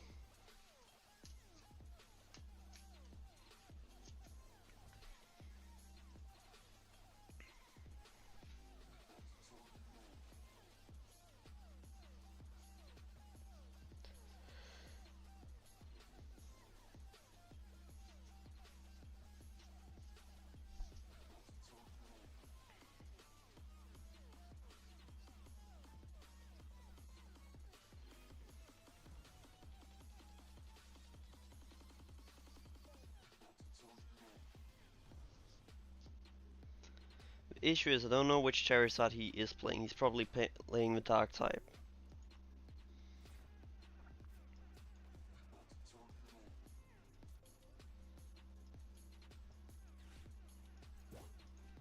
So let's go stop Victini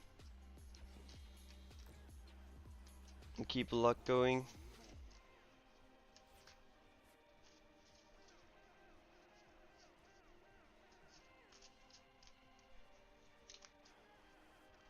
I mean, there's nothing I can do besides just locking him down.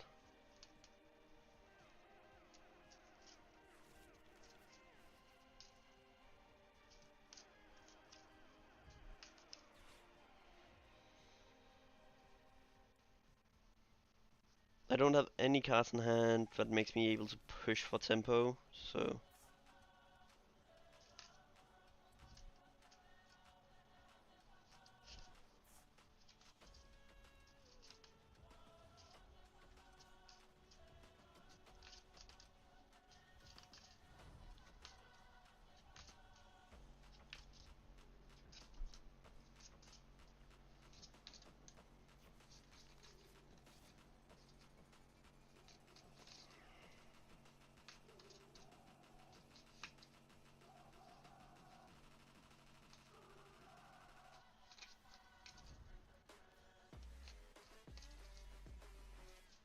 That is the first Typhlosion.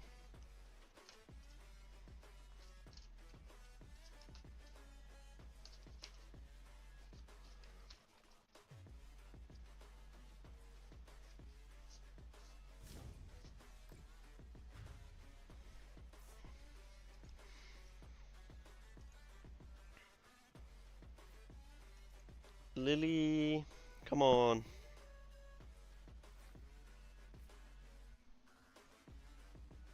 That's a game. I'm not coming back from this. They have 10 cards in the hand, I have 2, and I don't have any way of resetting my hand.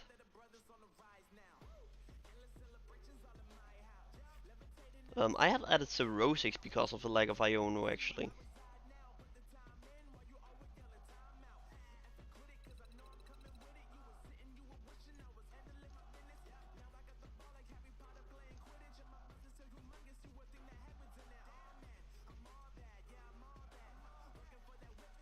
I could also add Absol, actually. Mega Absol.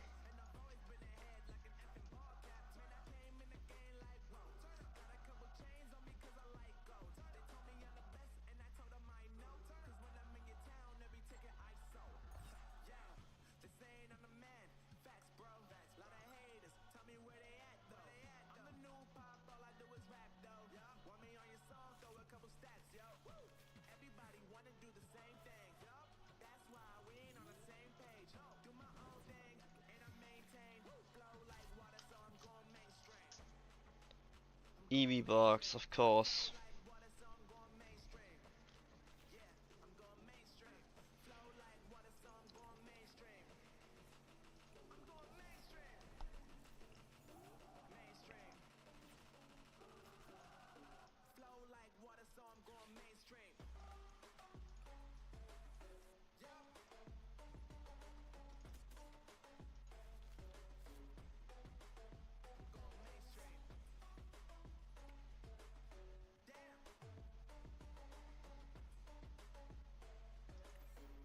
He's most likely not able to take a KO.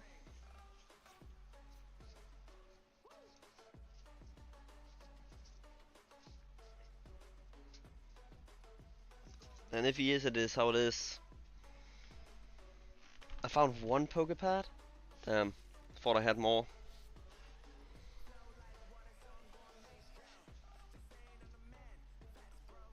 I mean, I do still have half a box to rip through, so maybe I find more that through that.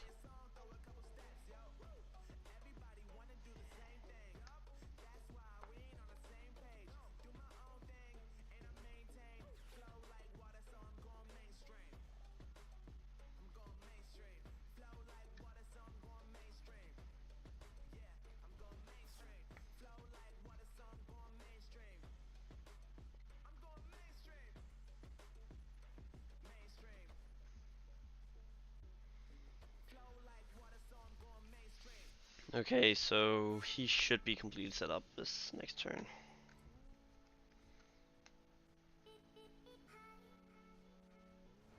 If I'm not able to deny it.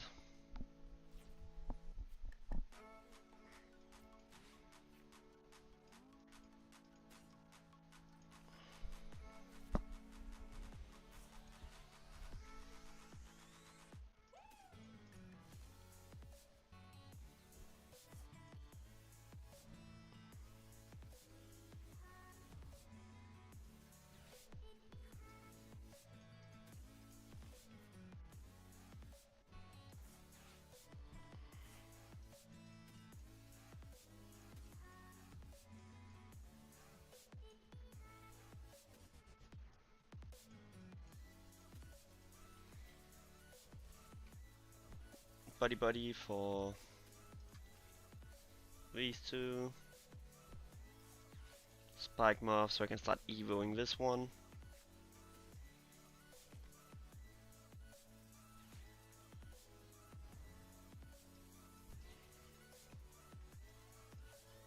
There we go.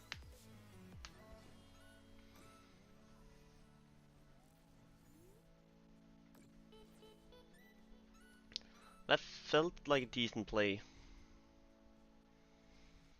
Even though I committed some of my good resources to the discard, it still felt pretty decent.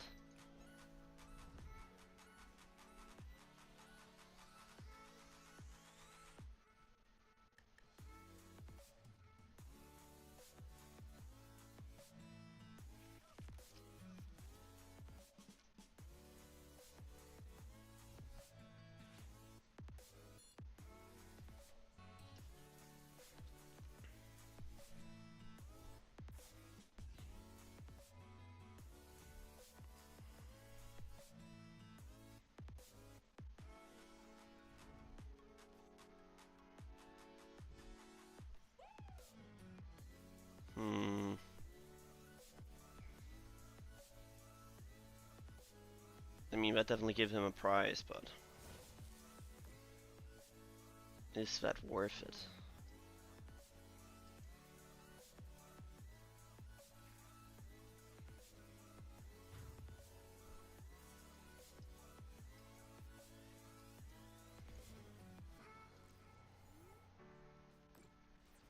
Because depending on what I can get off the Iono.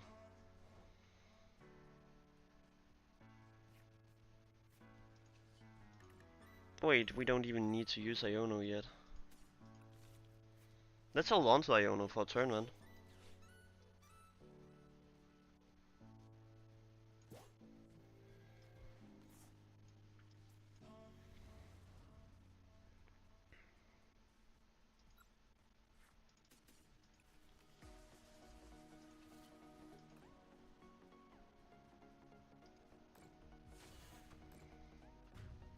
Because so that means I will get at least 3 prizes here. Noctowl is almost gone, so that will give me a prize very, very soon. And Wellspring Mask will not do that much to my Grimmsnarl.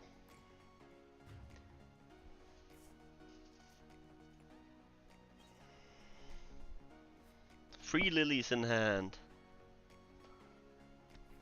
So 2 of my 3 lilies was priced. But 2 of my 4 lilies was priced.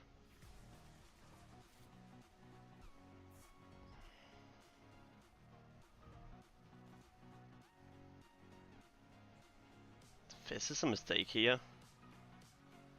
New target acquired. Fist and Skibbity.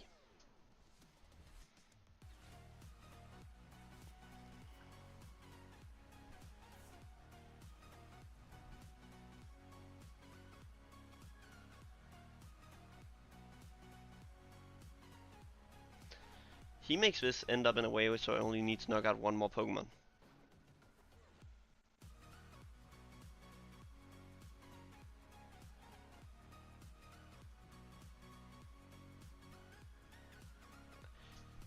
What he needs is Boss so he can get rid of Frost Lashes. He needs to get rid of both of them right now.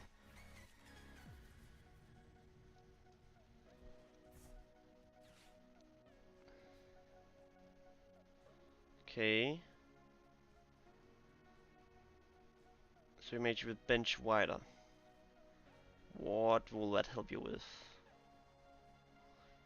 And Iono would be annoying because that means lilies will go to the bottom, but...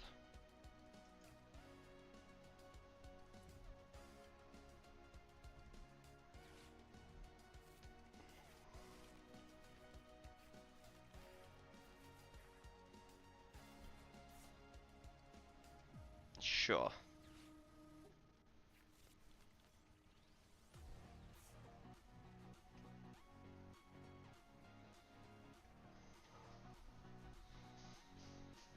I will just hold on to resources now. Unless we top deck the boss, then we will just win now.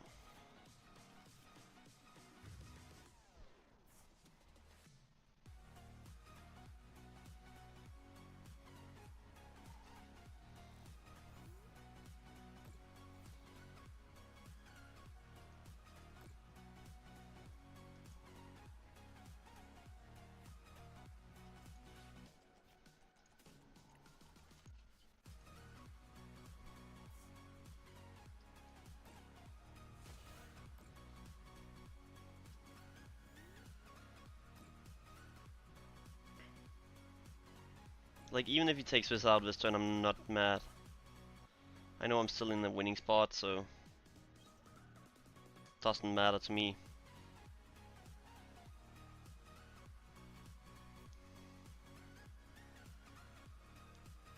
I think this is just game.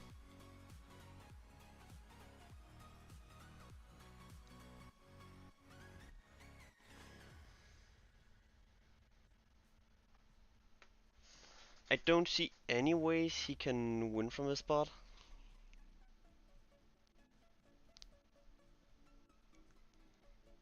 Because I will require him to take out 3 of my Pokemons in 1 turn. Or get rid of these 2 this turn.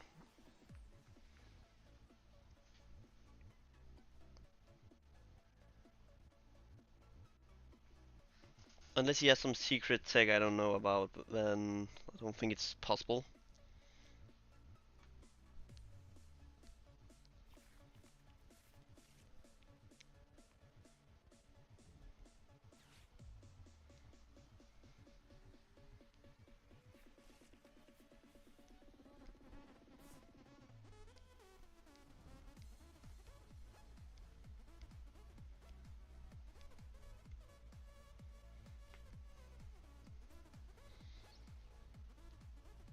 Hmm.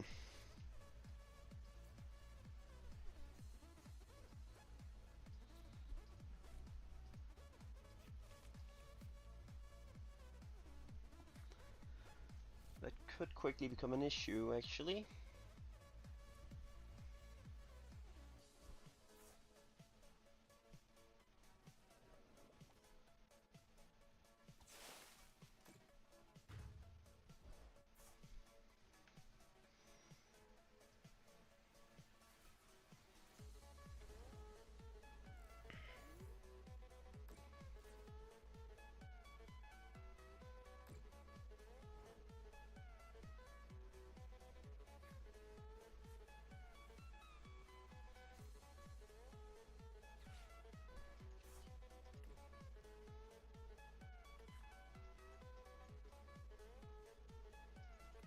Okay.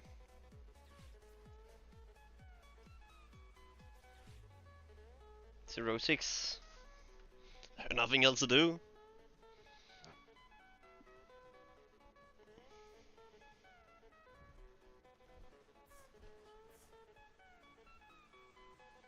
Yeah. Wait, no. Briar will not be available for him because I take a prize before it's his turn. Holy shit. I did not realize how good of a spot I was in. I don't think he realized either. Like, oh. Briar is not an option for him.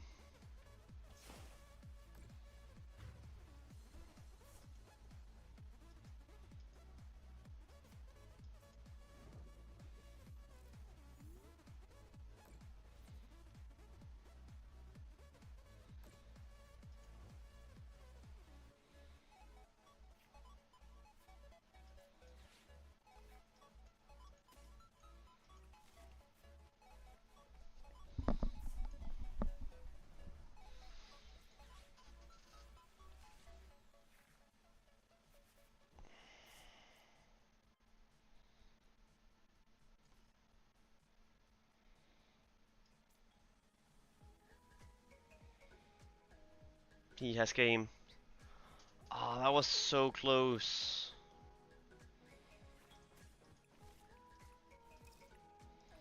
That was so close on me finding the angle.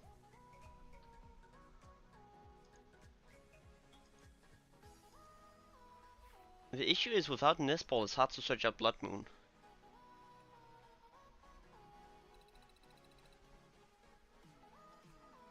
Tatsugiri I'm never using.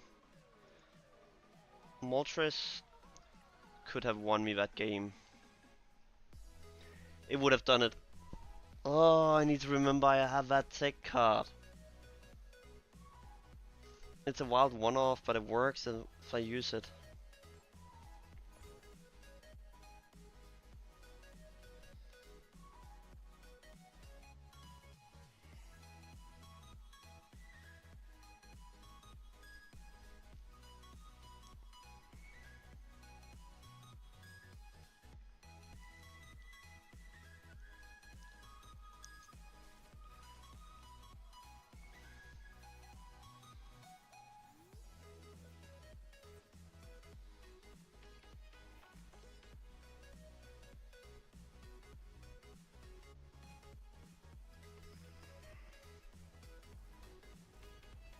Okay, ends.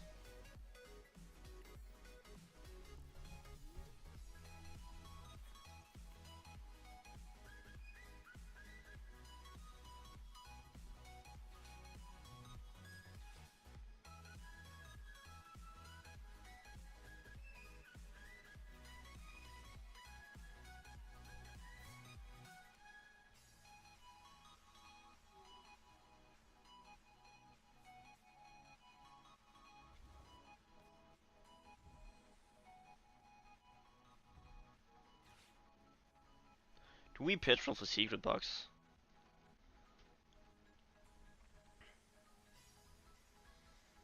Just off the rip petrol for secret box. If we can't find secret box, just take the stadium.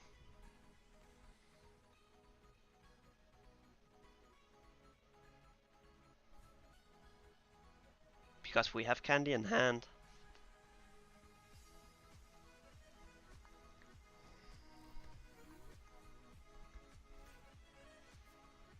Never mind.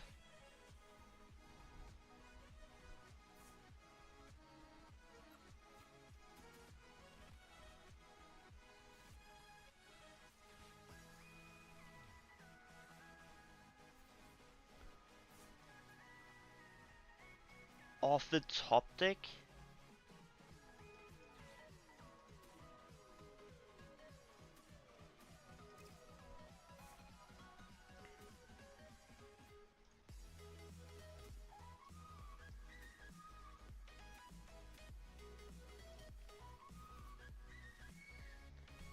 Holy Jesus, this is good.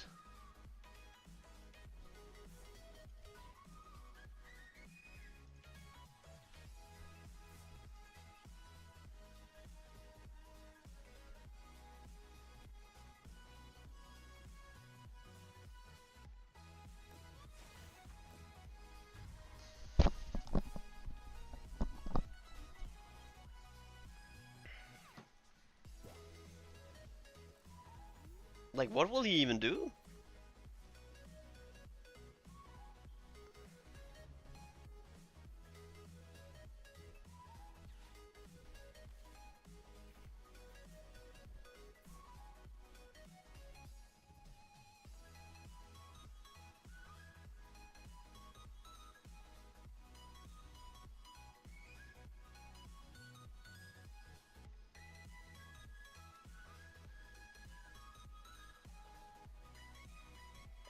Do we just boss up this one?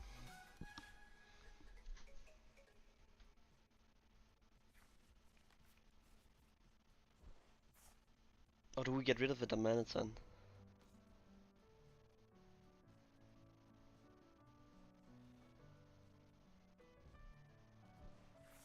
I feel like if we get rid of his A-spec...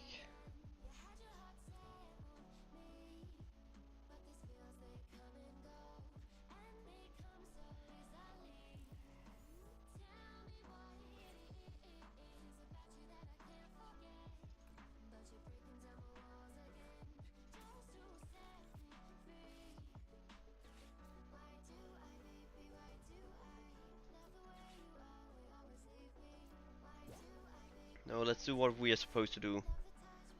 Get rid of all his attacking options.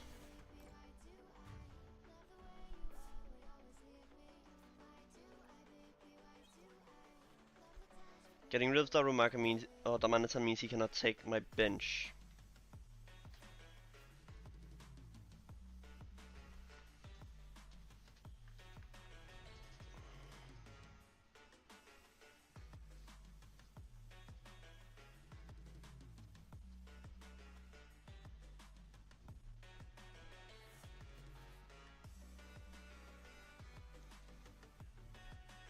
He is burning resources.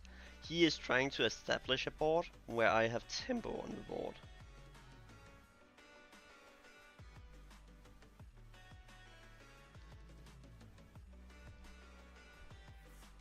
So for him that is happening the same that has happened to me the last 9 games or something.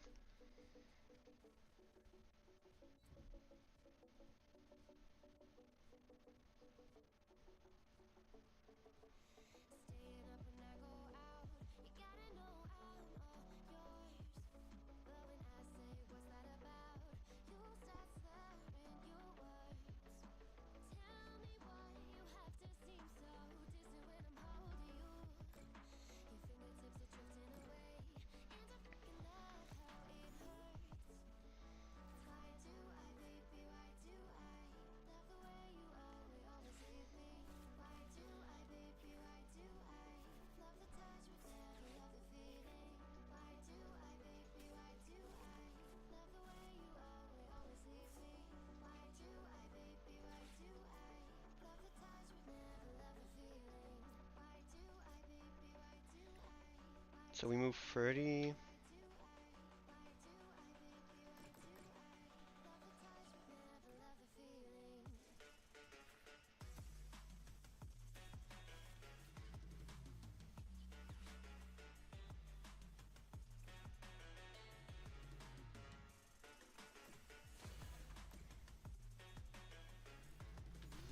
Which means if he attacks with it, it's dead.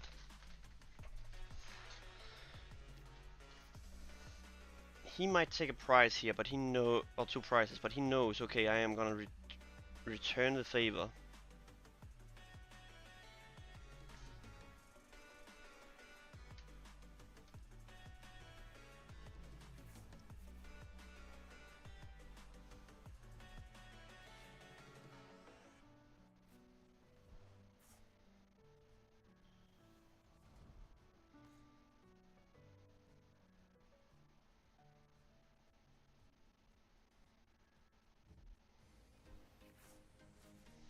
How many resources has he burned? Double Night Stretcher, E-Switch. Yeah, I mean, how will he ever set up again if I get rid of his Zorax? Like, the only reason I'm not just dominating him right now is because it's post-rotation list I'm playing.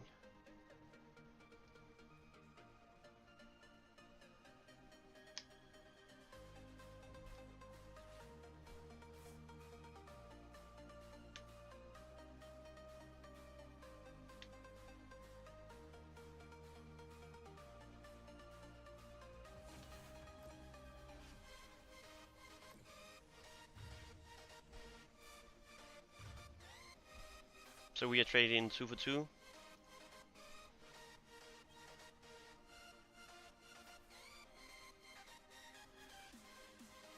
Okay.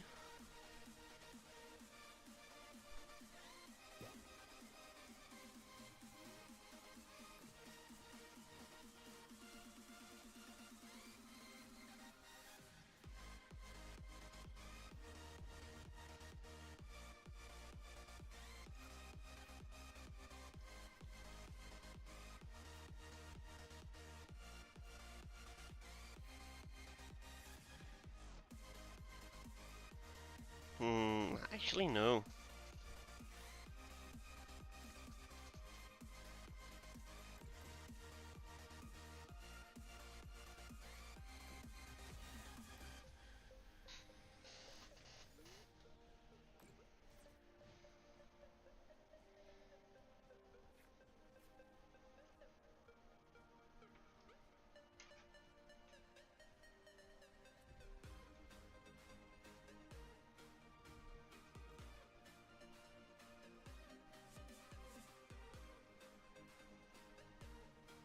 The thing is, he's burning through so many resources playing catch up inside game.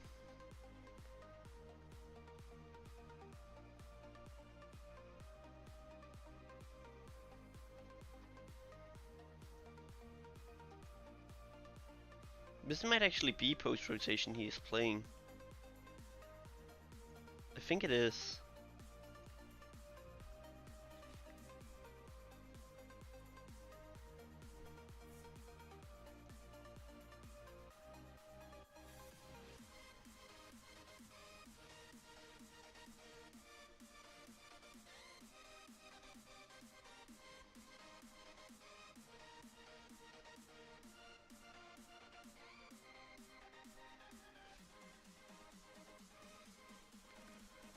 But he needs to get this out of the active, else he lose with this turn.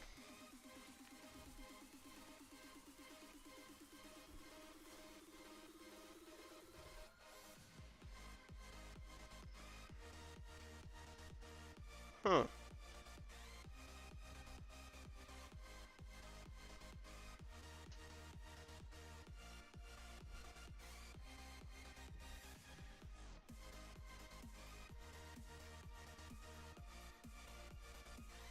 Jokes on him, I still have a play.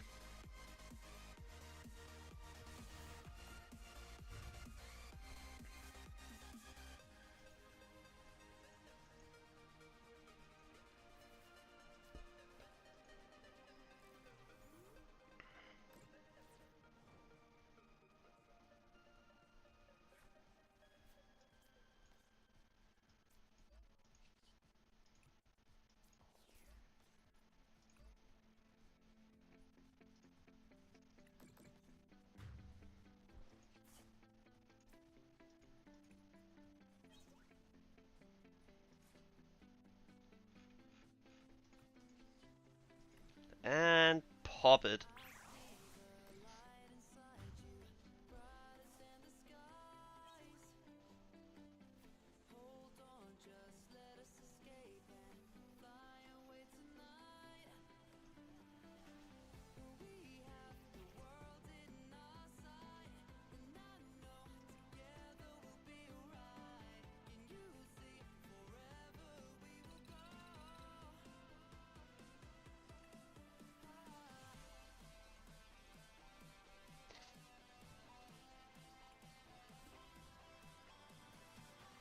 Honestly, that's such a sick Wii wild card.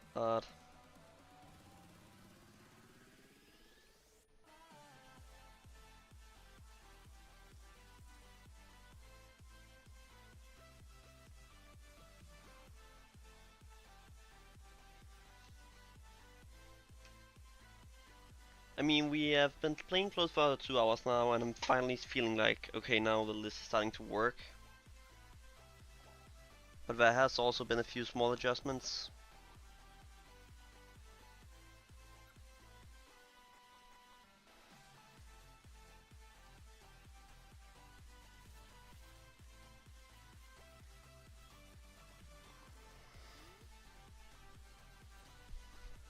We have also been haunted by lag today, so...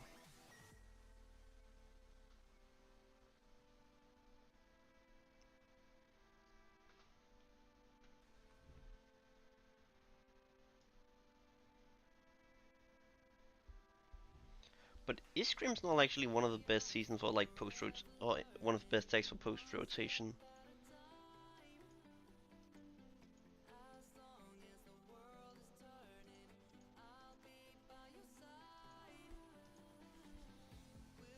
How?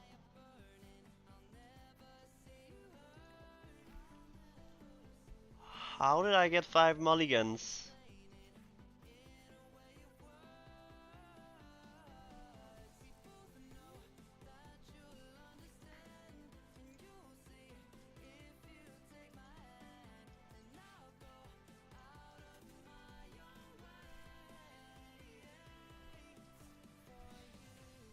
That's a turn 1.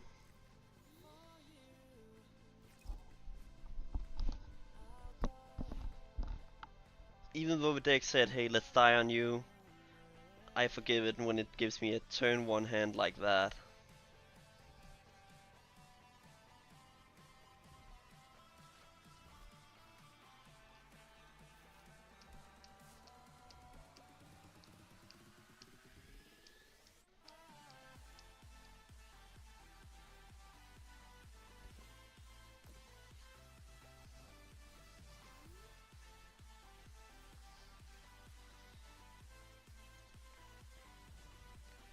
And an Iono off the top deck.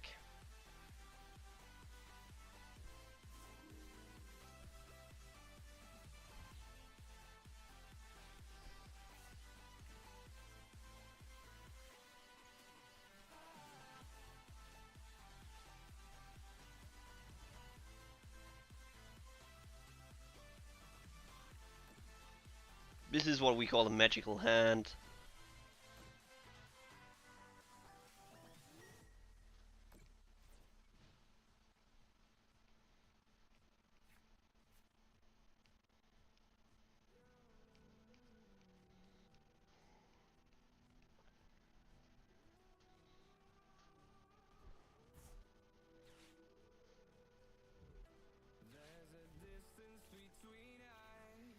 He don't know I have petrol in hand. So we are just straight up finding a new spike muff.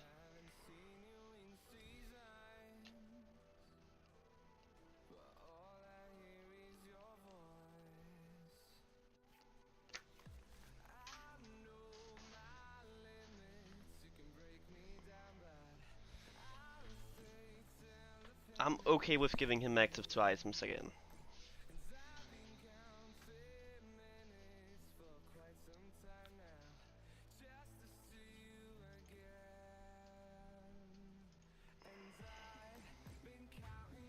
Well, maybe I'm not actually.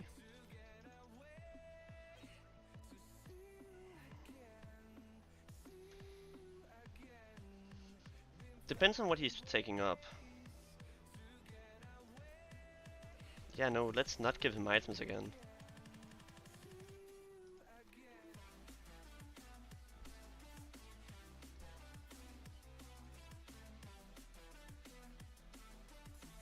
Let's hold the item lock for one more turn.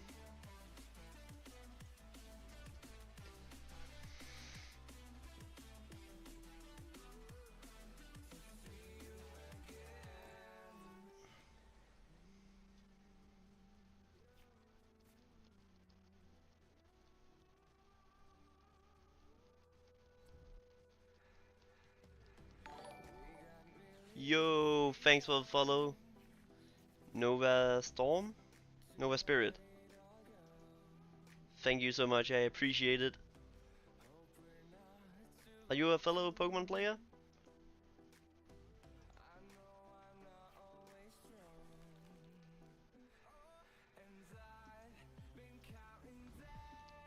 Oof, that's not ideal.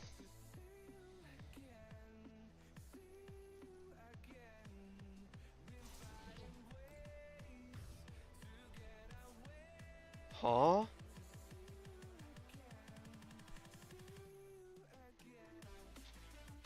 He just threw! He just threw the game! Why would you ever jet headbutt? I think what he is worried about is giving me damage on the board. But I'm taking 3 prizes this turn.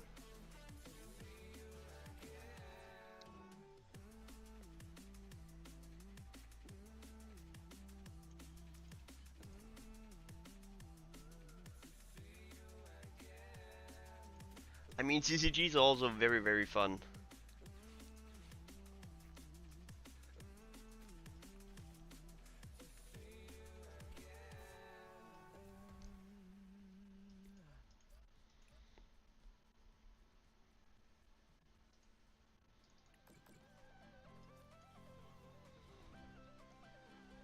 I am finally going back into like the very competitive part of Pokemon, so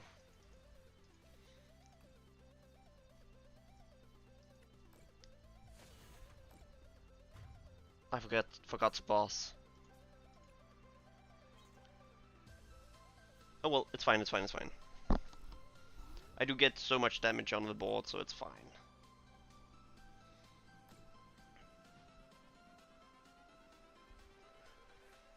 It's going fine. There's still some stuff I wanna optimize on it.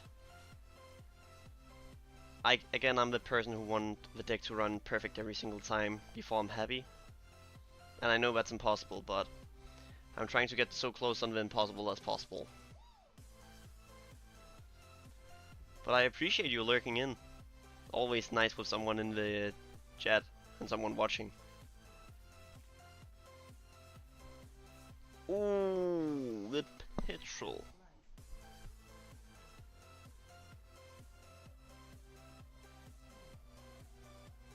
That means I can set up for next turn again.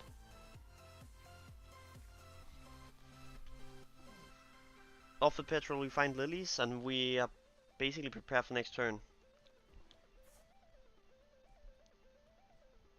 Is this gonna be a candy pulse? No.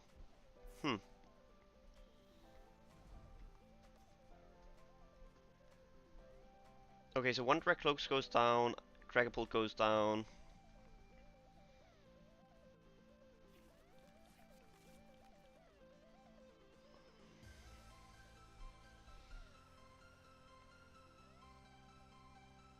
And I get all the energy off the board.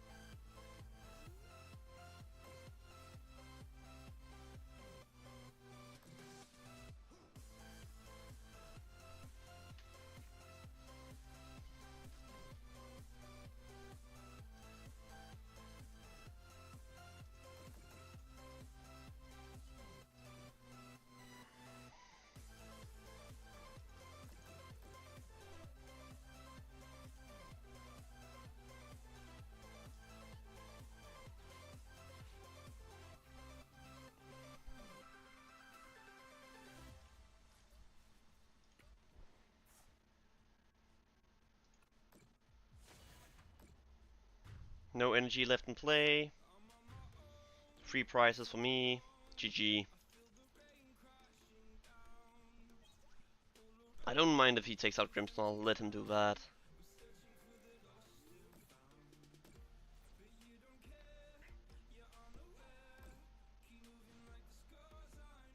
I feel like this deck is very, very good post-rotation.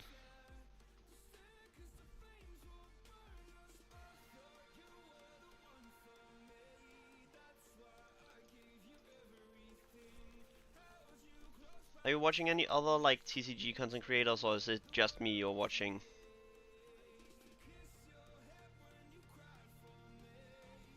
Can he stop me from having my hand? That's a big question. If he can, good for him, then he can win. If not, he is done for. Not enough.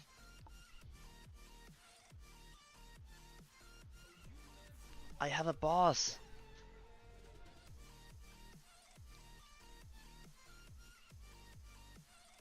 I think he forgets I have boss in hand.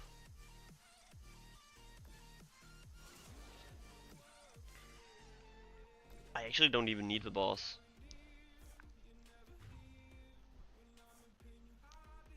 Yeah.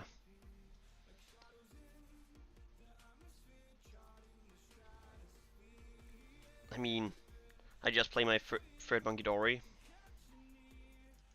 Wait, I don't even need to. Movies.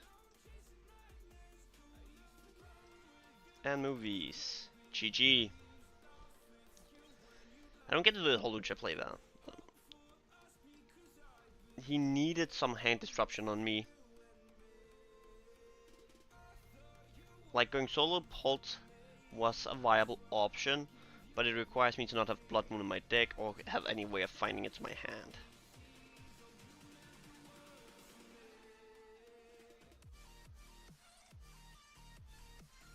I mean, that makes sense.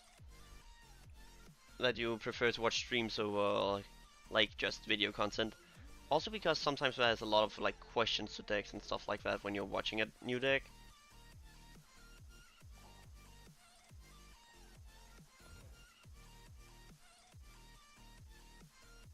The reason I didn't want to establish second Grim was because if I established it earlier, he could actually have won that turn. I had to wait until the first one was knocked out before establishing it. But he also needs something to bump my stadium, and he has no draw engine left at that point, so I felt my position was pretty safe to just do what I did. It was a little bit risky, but I feel like it was the correct play.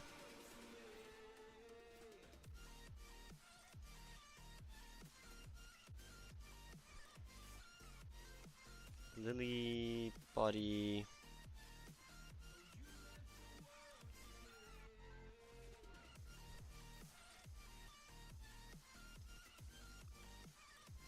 Yep.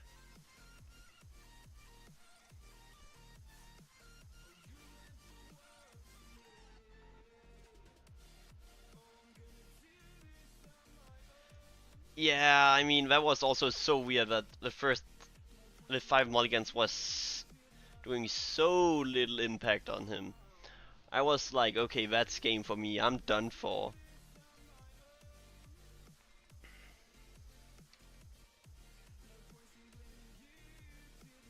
This is also a very, very good setup.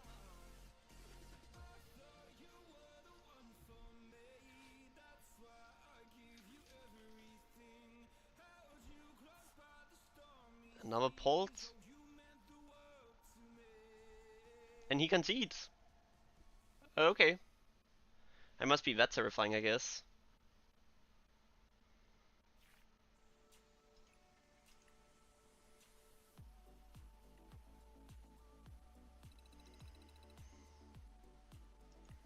Maybe we will make Ashia's rank in time.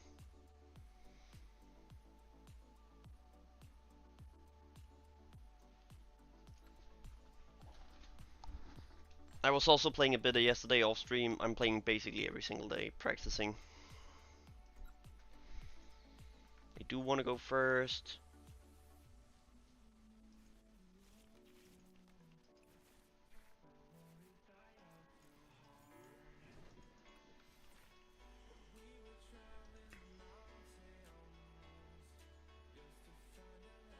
But Paul seems to be a solid matchup for me.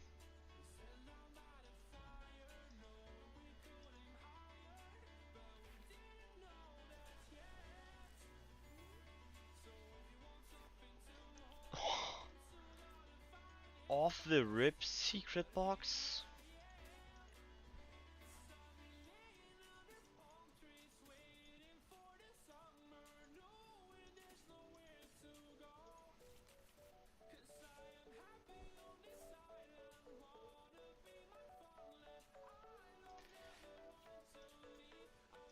Yeah, that's true.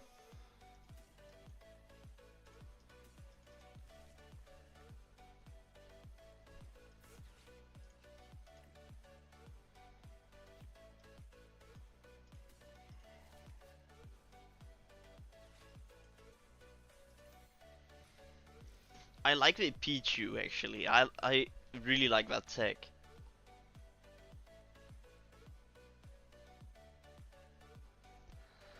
It is a countermeasurement to Badu, so I like it. I think it's good. Ah, he's playing Evans.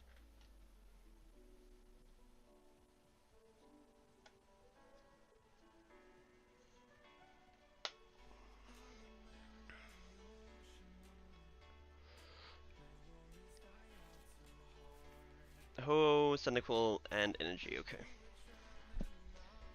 I mean, Evans is one of the easier decks in my opinion to play into.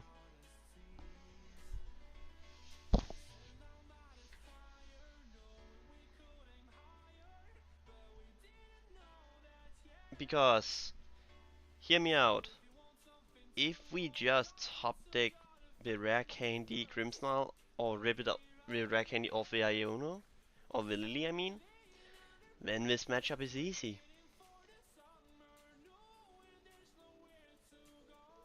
I think Typhlosion will actually be solid.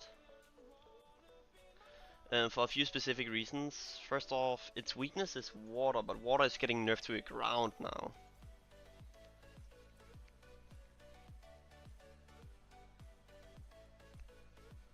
And also, the tempo is gonna be slower than this right now.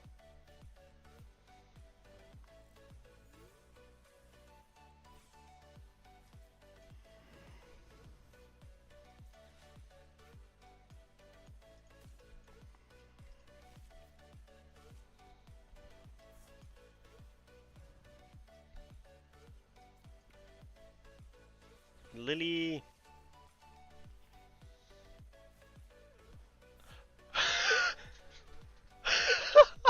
I am the goat of top decking.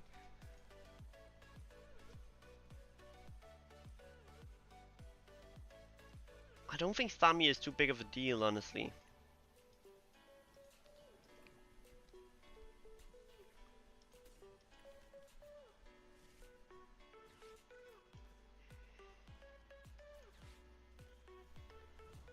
How did I rip off with Lily rare candy Grimmsnarl? I do still want item luck, but damn, that's lucky.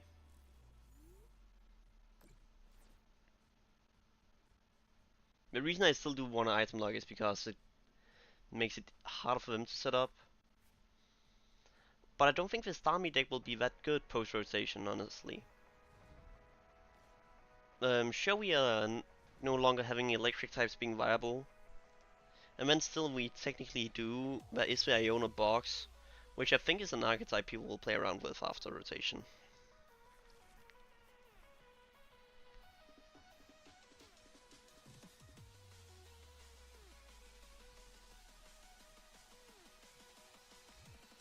Better be lucky than good, isn't that what they say? I think I heard someone say that before, once or twice.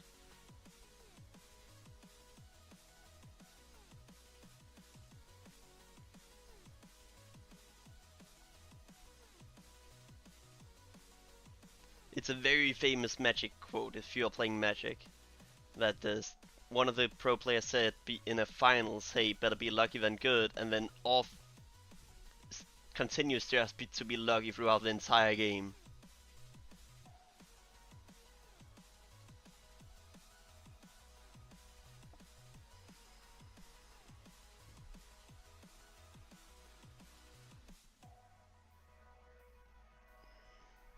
Why is he committing so hard to Ho-Oh?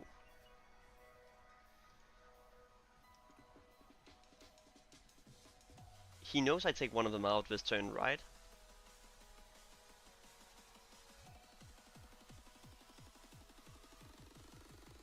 Like, it's the only correct play because it doesn't allow him to fizz, but it still gives me some pressure.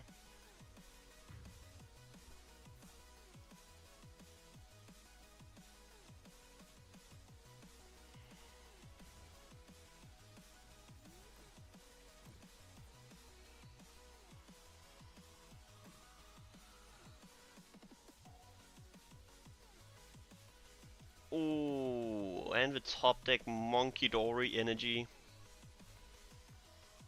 Okay, this is just going straight after the plan at this point.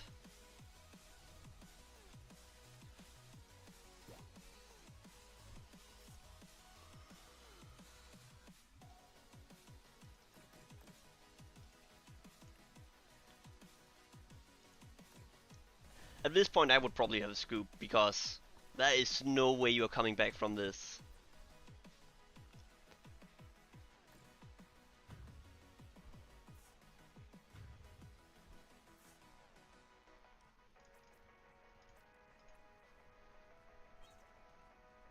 Ooh, Pokepad E-Switch and energy, that helps me tremendously.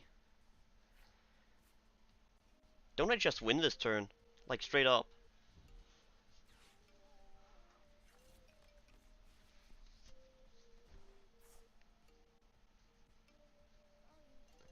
Like, in Destined Rivals, not all decks was created equal. Because Grimmsnarl is so busted.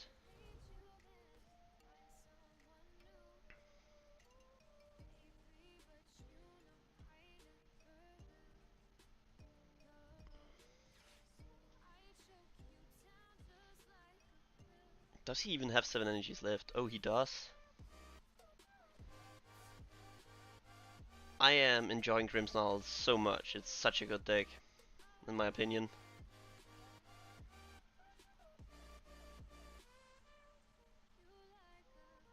It takes a lot of learning, but when you learn it, it's just broken beyond belief.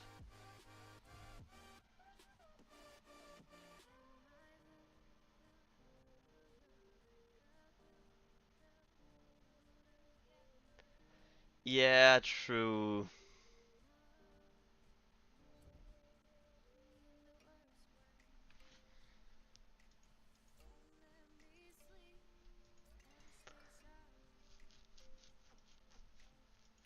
He doesn't even one-shot here.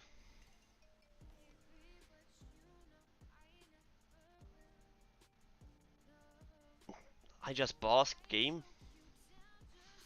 Boss for game.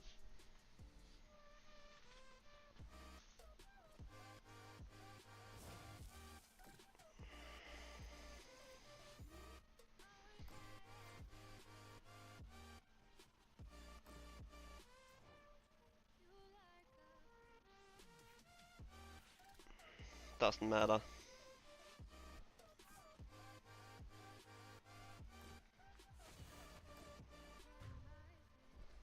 And that's game over.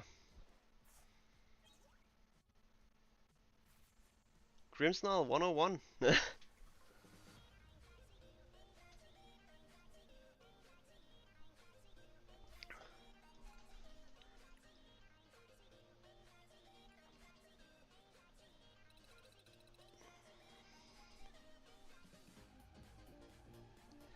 I actually think Grimmsnarl is better than Port. The only weakness it has is grass, and I think my Moltres tech might be able to handle that matchup.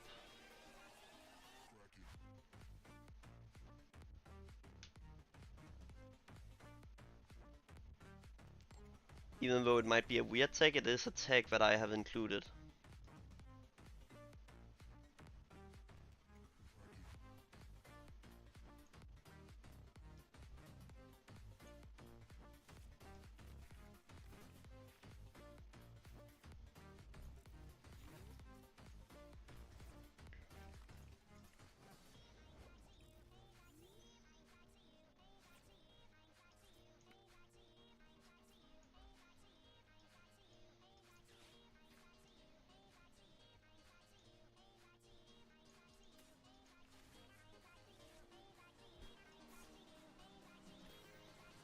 in turn.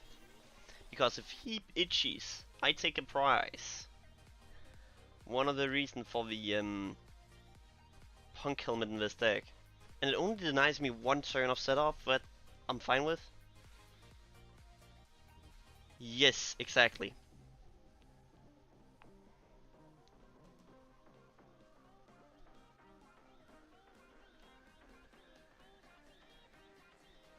That's the Moltres I'm talking about.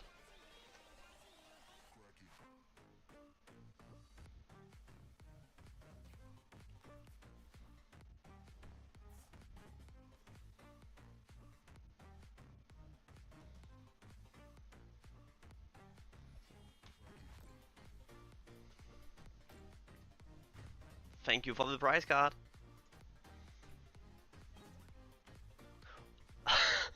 Morgrim author prize?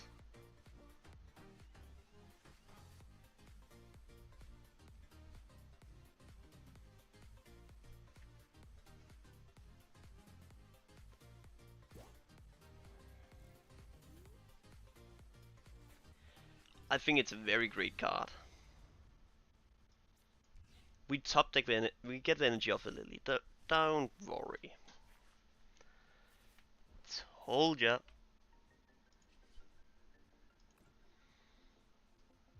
That's 2 prizes in 2 turns. And that's game over. Like, unless he has rare candy Dragapult in hand, he is done for.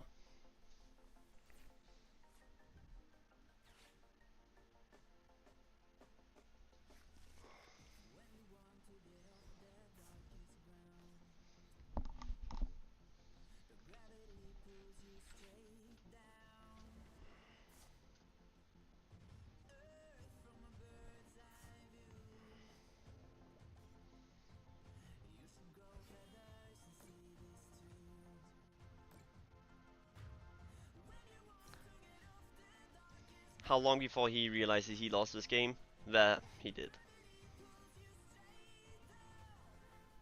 Okay, that punk helmet is just goaded.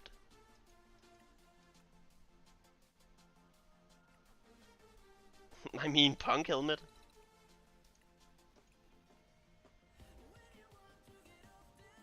This card is so weird, but it's the closest we ever will be to have an Exodia in Pokemon.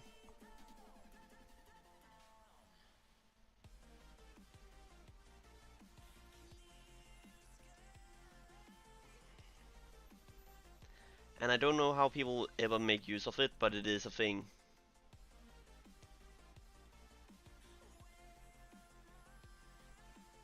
Yeah, I mean, it's weird, it's clunky, but damn, it's fun.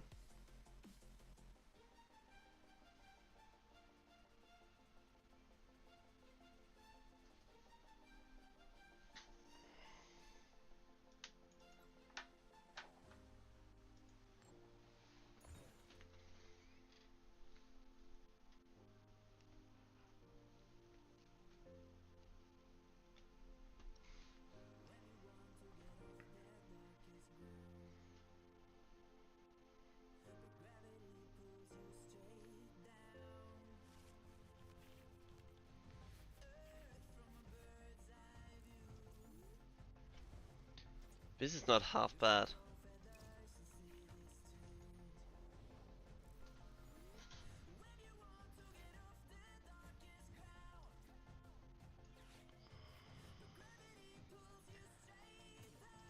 I kinda wanna see the list, just because I'm curious. Not because I'm gonna play it, but I'm curious on what that cursed abomination is.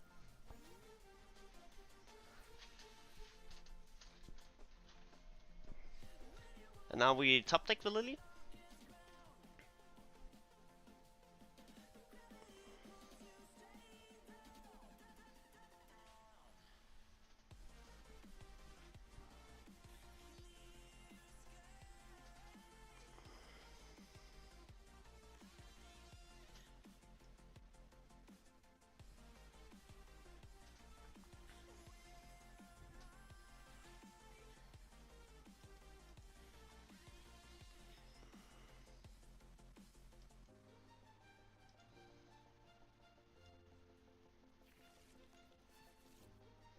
Hiplop? Huh?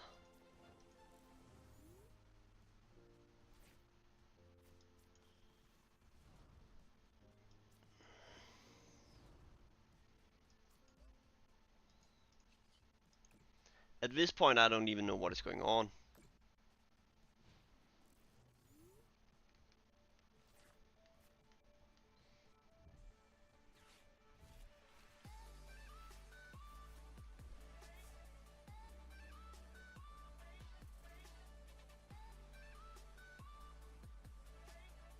Yeah, makes sense.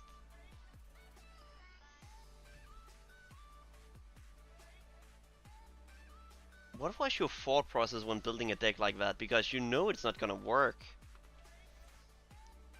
Oof, that's for Lily.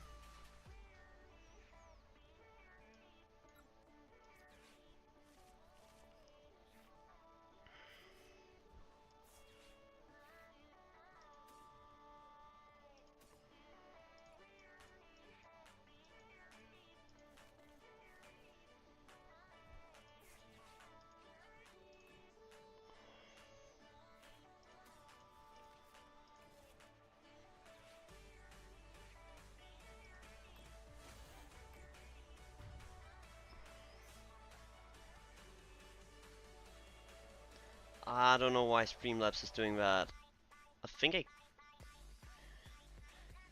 it's saying that you shouldn't send long messages, but don't care about it. It's not mod anymore, so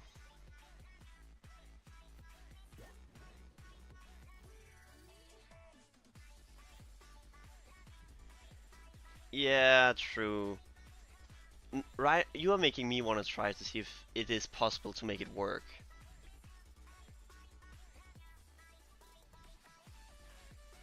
And I think the short answer is no.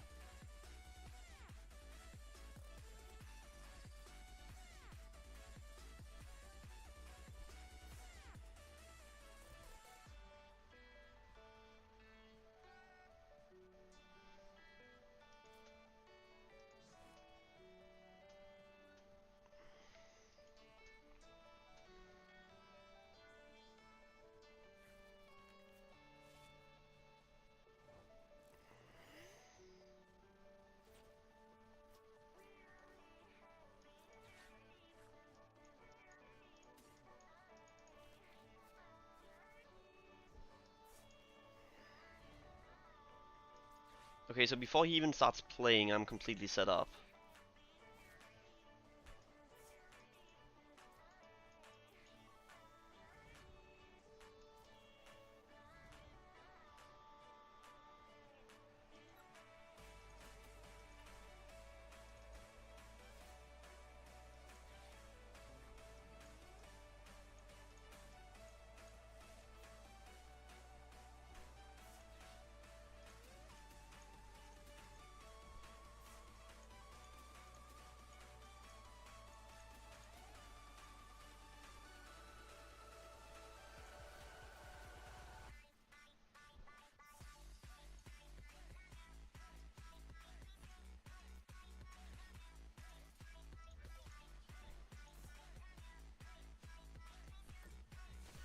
Like, what can he even do in this matchup? He's just getting rigged right now.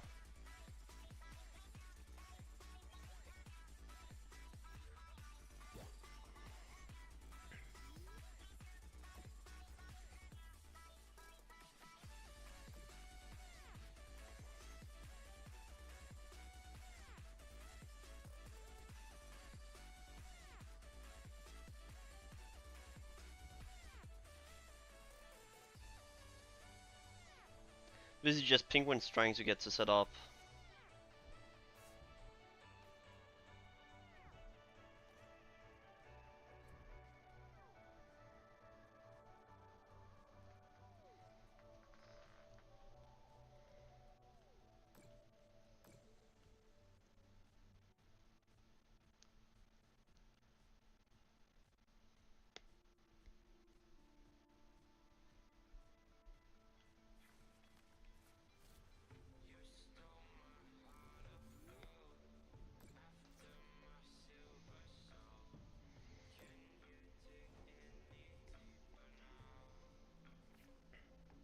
correctly, it's just Lily for a second Monkey Dorian energy.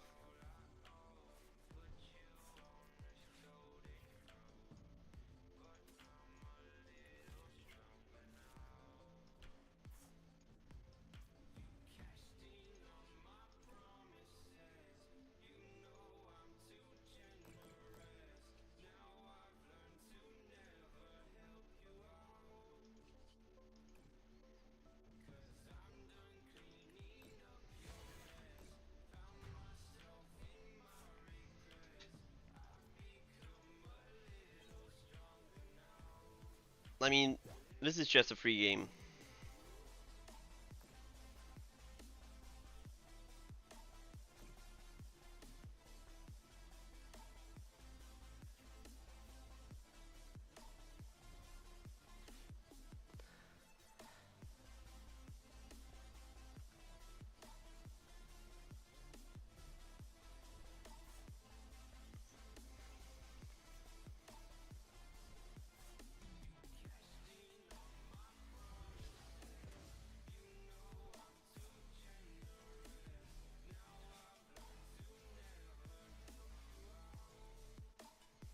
Hmm. Good thing I have boss in hand.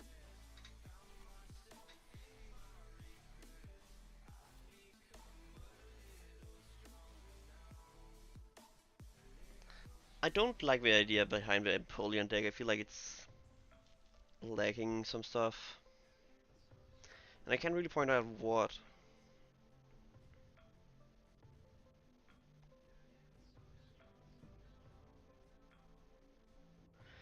Because it has a fine damage output, but it feels like it's just the consistency of it.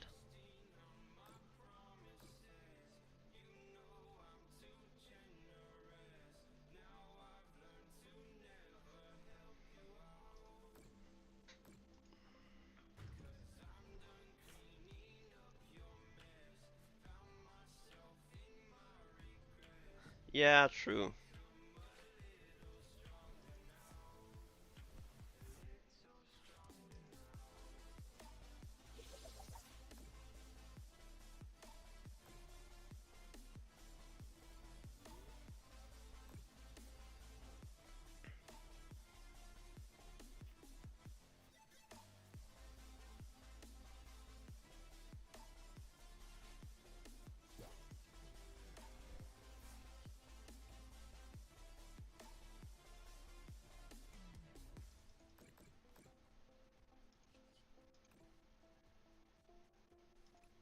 There we go. That's game over.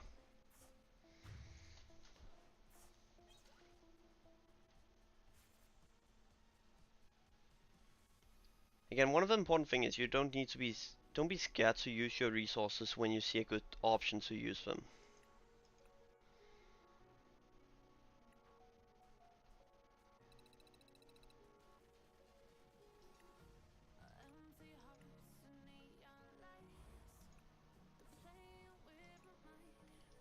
I will end up being like done with the pass before in no time if I keep playing this much.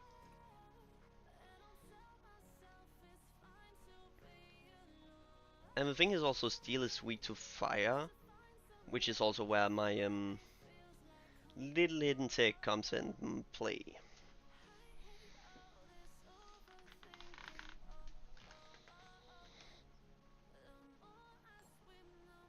But I think we will move into like a weird meta. Sure.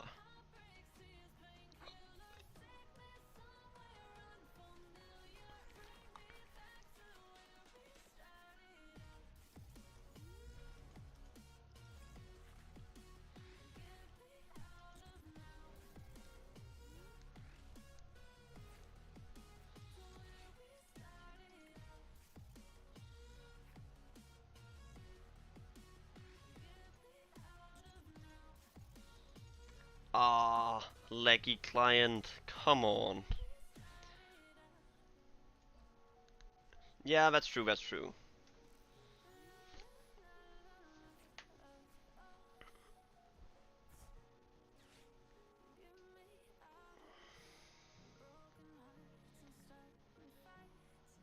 sometimes I do dislike the client.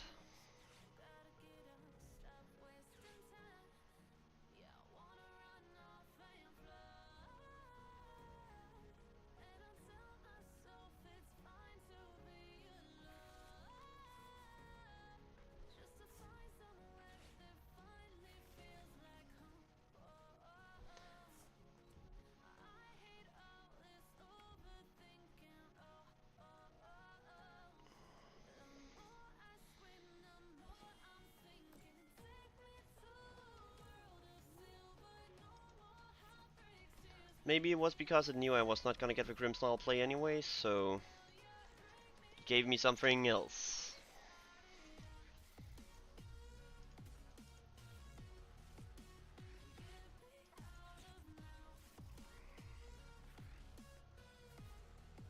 Ooh.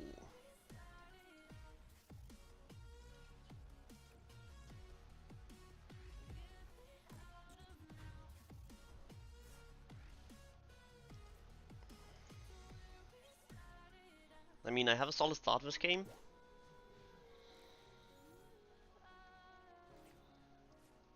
A turn 3 setup I can live with.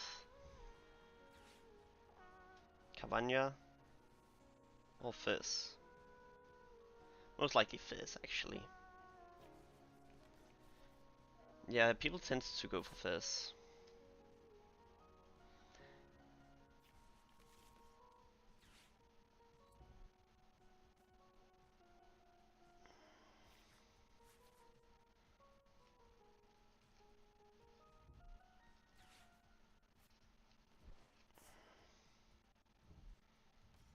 Bringing Badoo back.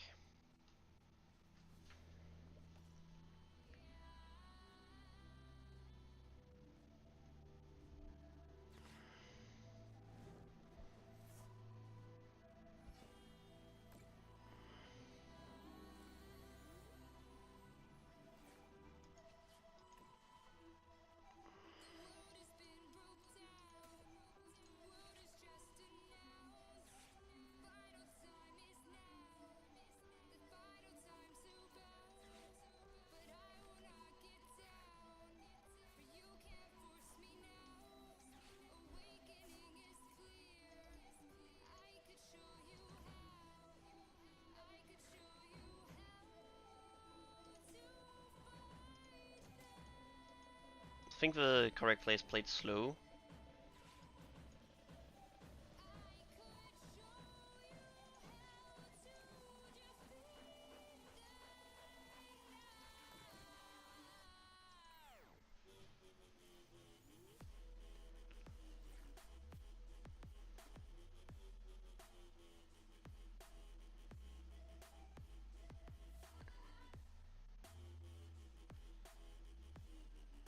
Okay, so what is his deck even around?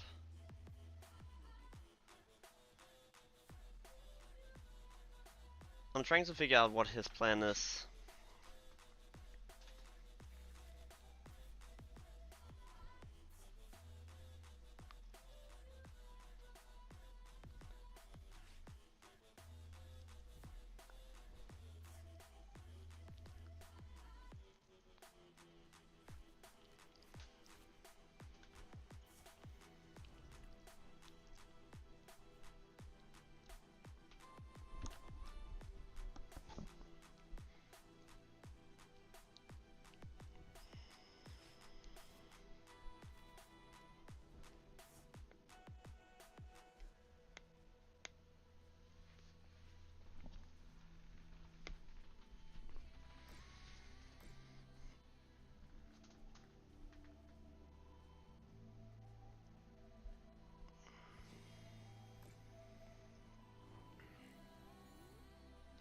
So that really is the play he's going for.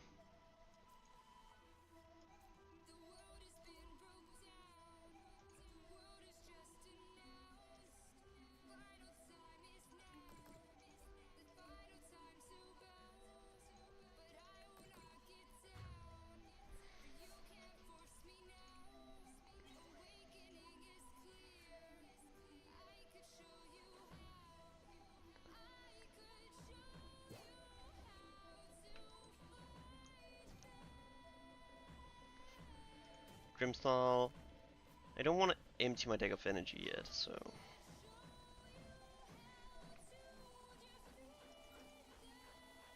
Okay, I still have a decent bit.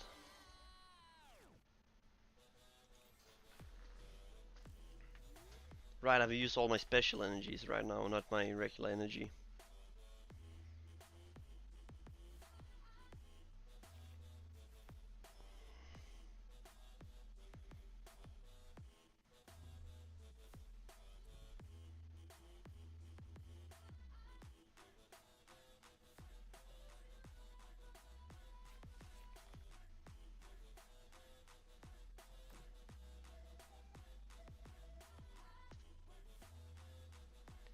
Yes, I will.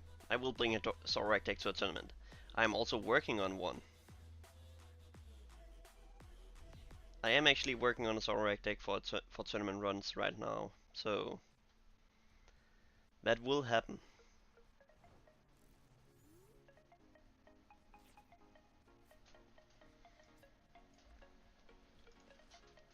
Why would you not? Zorak is a great deck.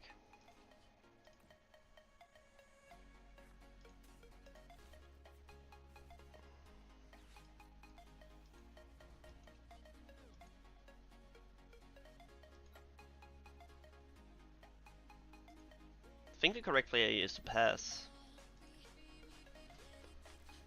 But yes, I will bring a Zorak deck to tournaments.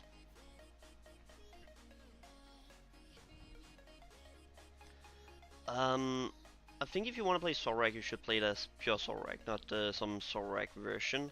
Like pure in Zorak or some ins box archetype. You have the best draw engine in the game. Might as well abuse it.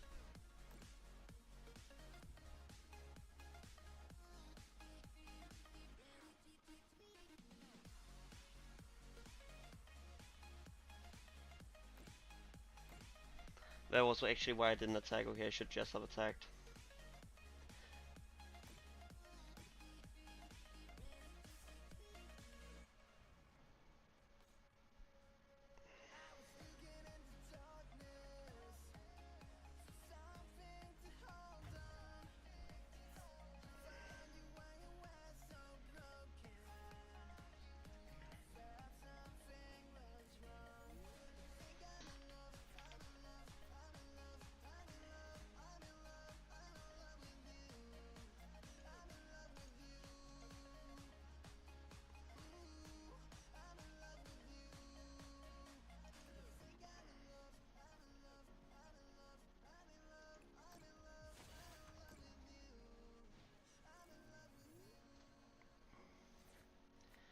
I am most likely gonna lose this game.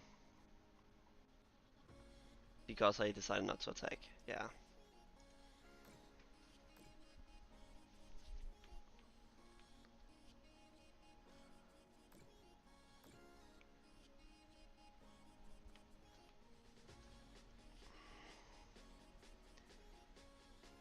Maybe there's a way? Yeah, there's a way, there's a way. No, wait, now he has damage counters on him, so no.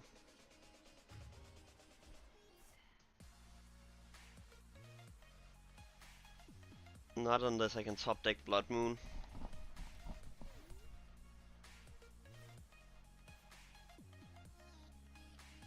Goldingo was rotating, so... In my opinion, you don't need to care about Goldingo.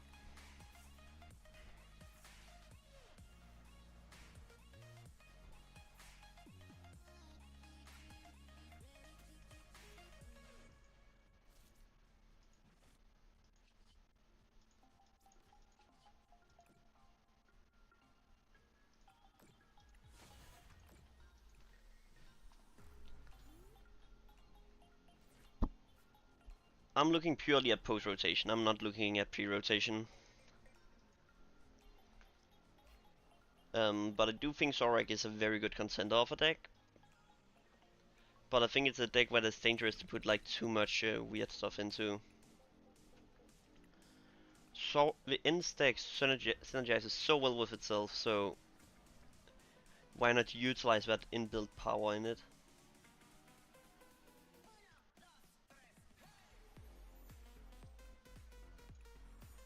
I mean, that's also why some of these matchups I would probably win if I didn't play post-rotation. But because I do mainly play post-rotation, I am losing them, which I'm fine with.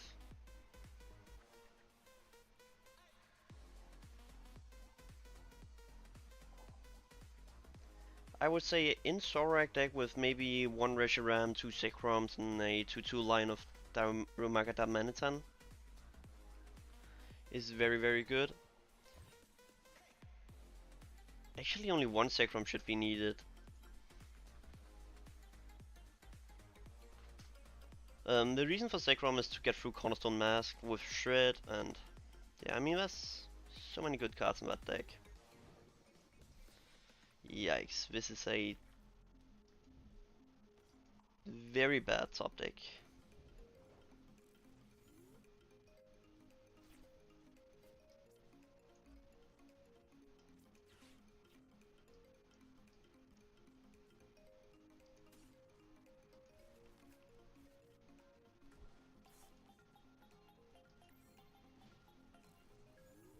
Pray for a Prism.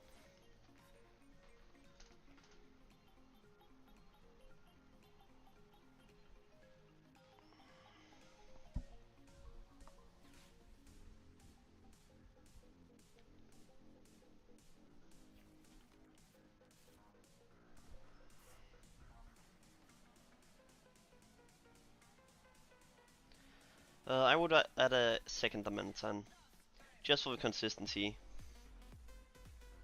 And remember Fizz. Some people don't think it's needed in Zorak, but sometimes Fizz is just a lifesaver.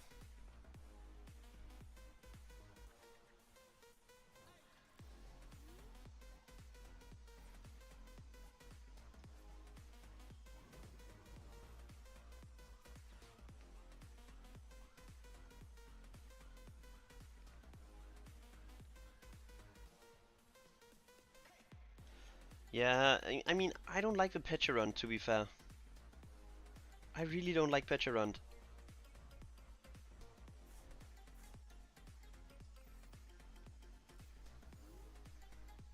The issue is the amount of prizes it gives. It's not that I have anything against the Pecharunt. It's great for the switching part, but you can just play Castle instead and then Zorak.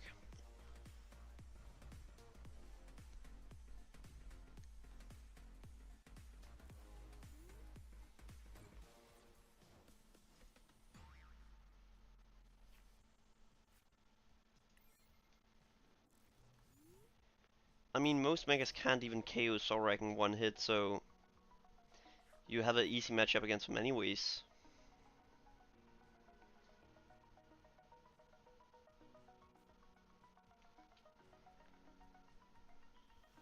So we both just bricked?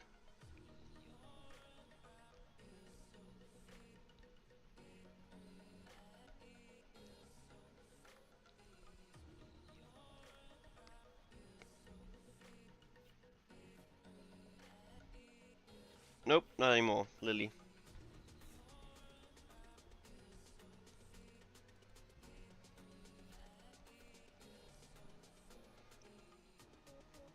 But like, most megas is just not that good. Mainly to one-shot the Teal Mask Ogapon.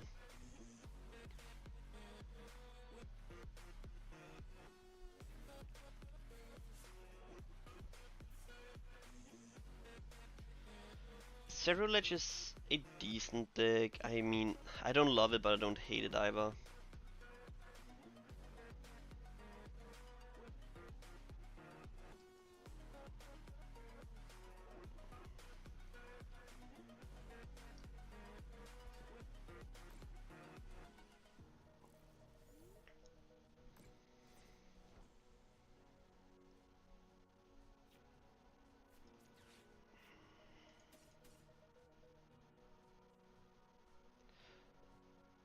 I don't have Fire Energy, I have the Prism Energy.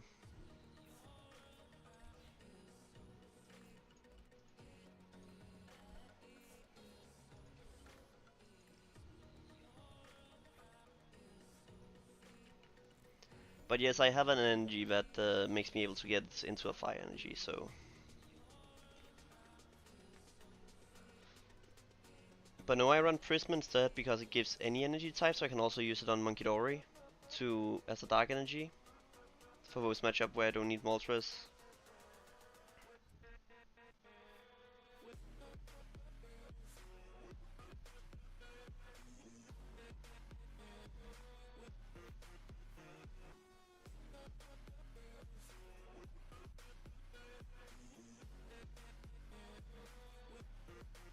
This is not good. I am getting cooked right now.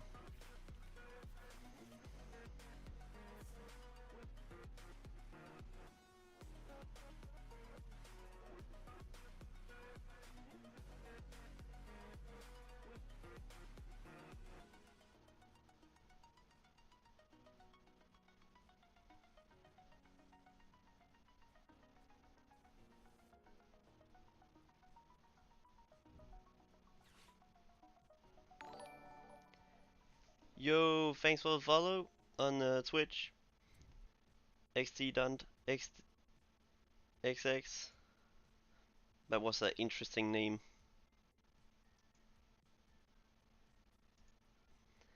We are slowly getting very close to 1400 followers on Twitch, and we are close to 500 subs on, or we are close to 550 subs on YouTube. My goal is to hit 1000 this year, but it will take some time.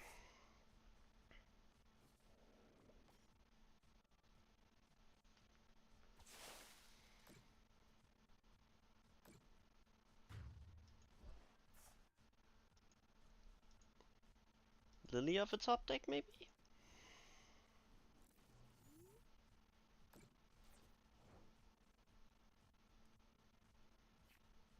No, that's not useful.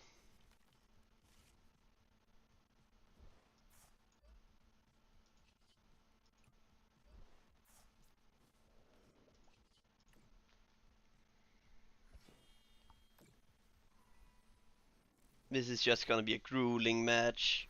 It's gonna take so long.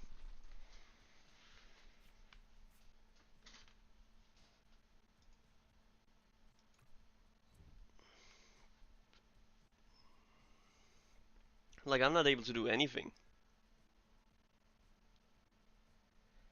Oh, yes, I am. Yes, I am.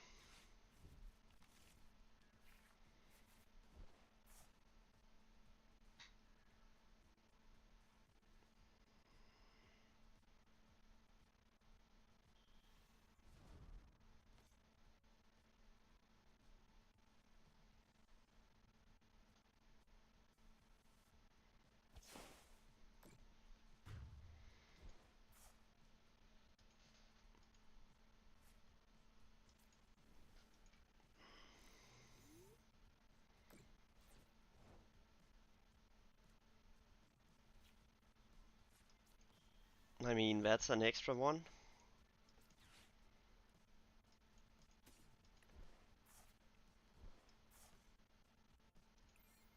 I mean, at this pace, I'm actually winning.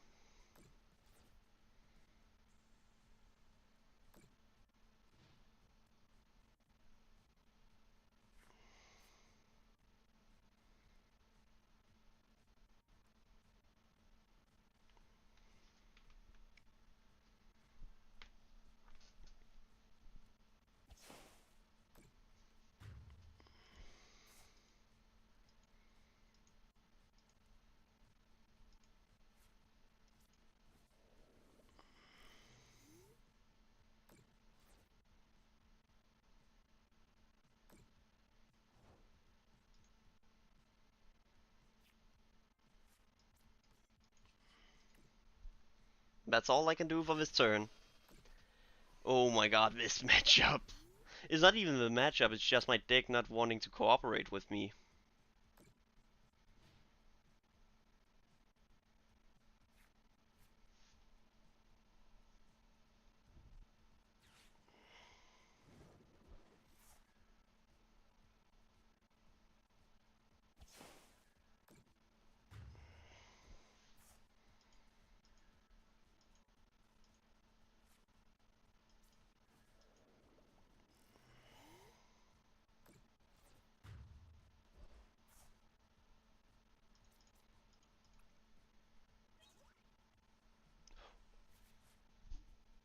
Wait.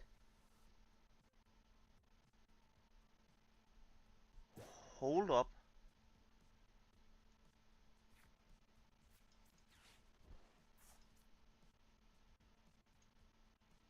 Did I just get game?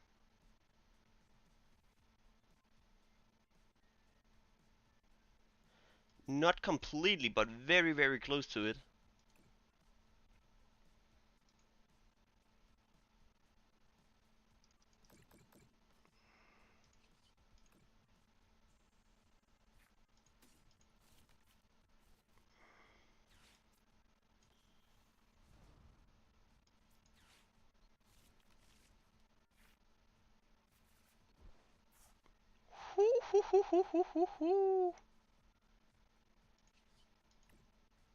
I will end up winning then.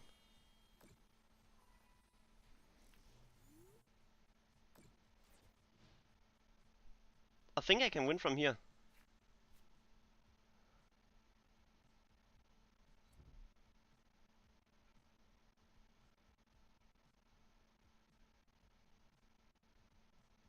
Yeah, I have game.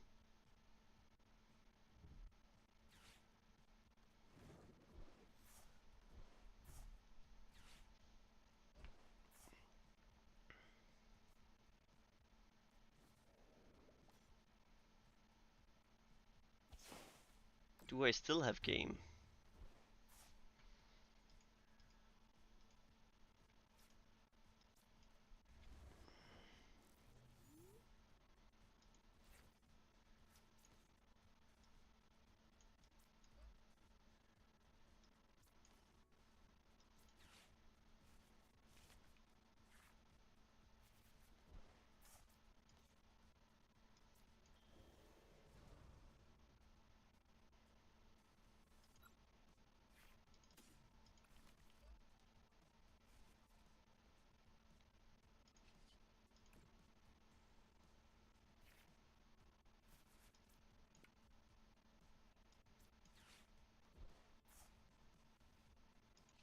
No, I do not.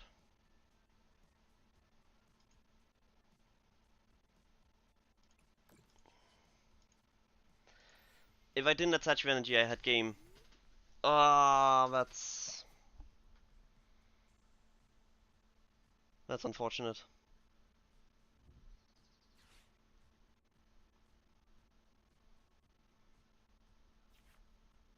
Let's see if he finds the line. Or maybe he just have boss in hand and it's Badoo gone. GG. Next.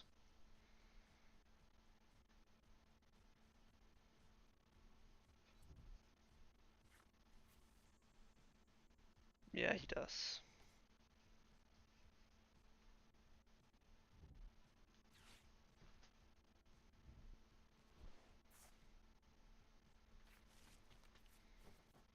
I think he sees the line.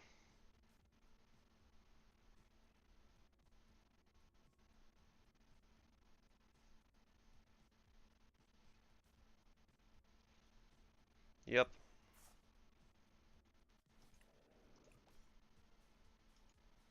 That was so close on me coming back. Unfortunately, he had so many bosses.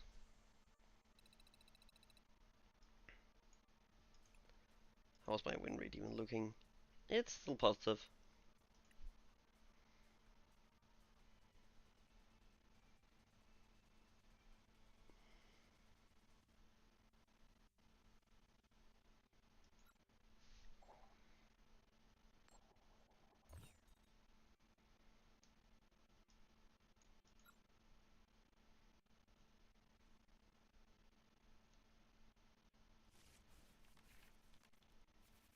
No.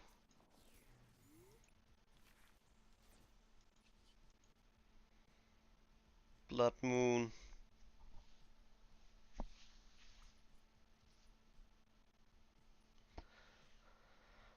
Blood Moon is never fun to start with in the active.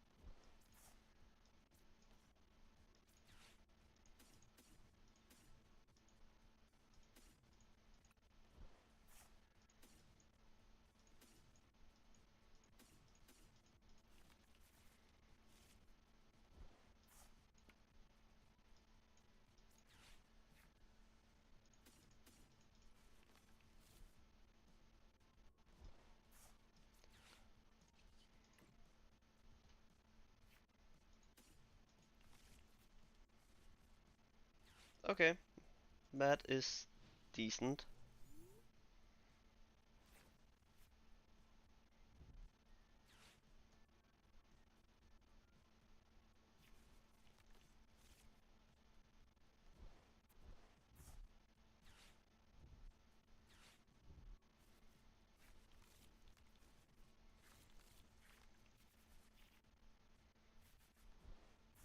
Okay, that's playable. What is he playing? Grassbox again?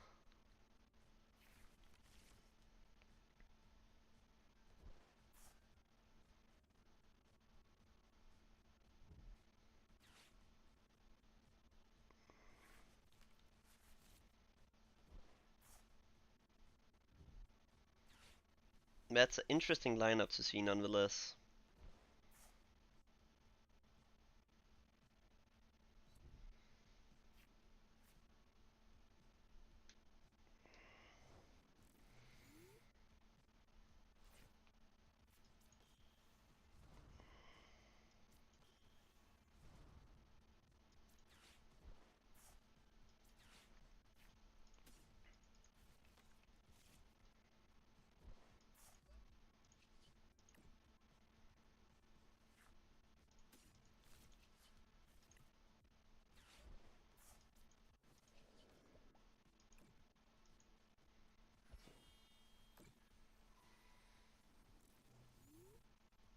No items for you, my friend.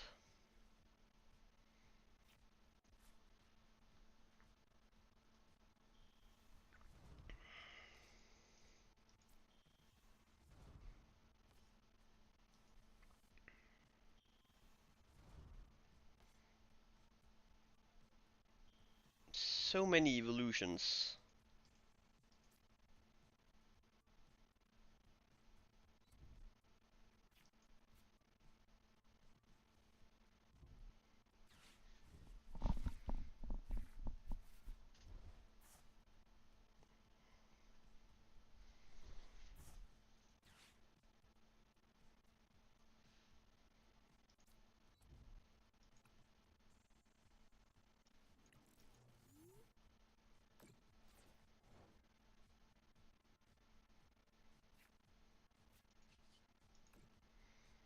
I want him to KO Badu first, so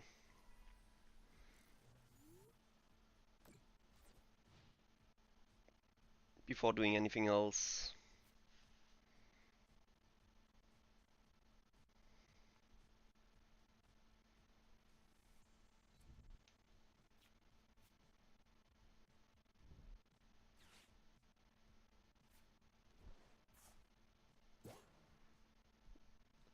Yes, please do.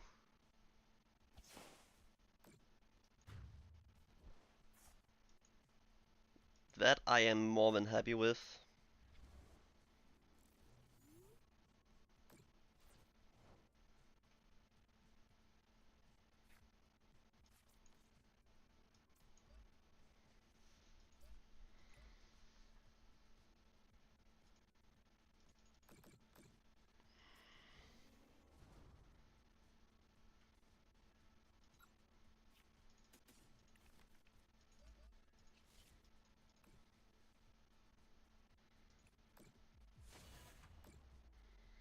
That's a free prize turn.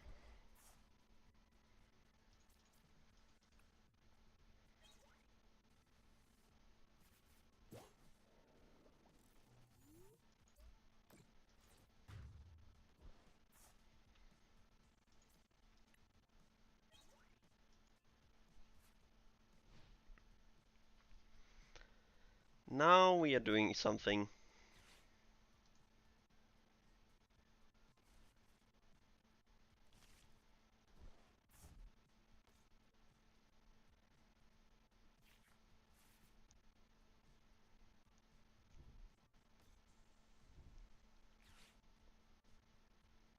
We just get rid of this turn.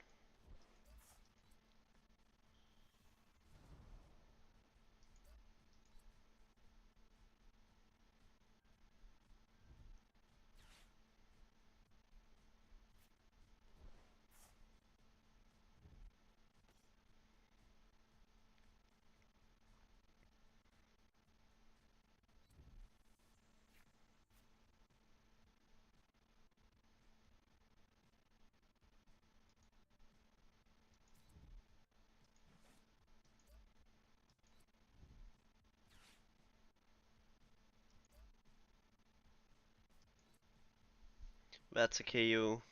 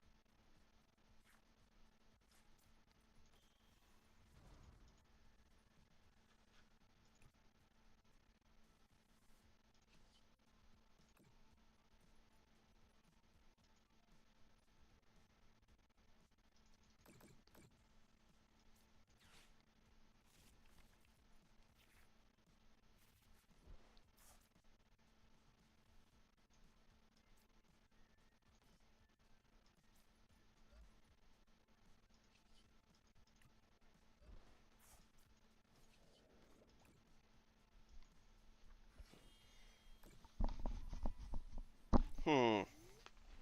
This might set up for next turn.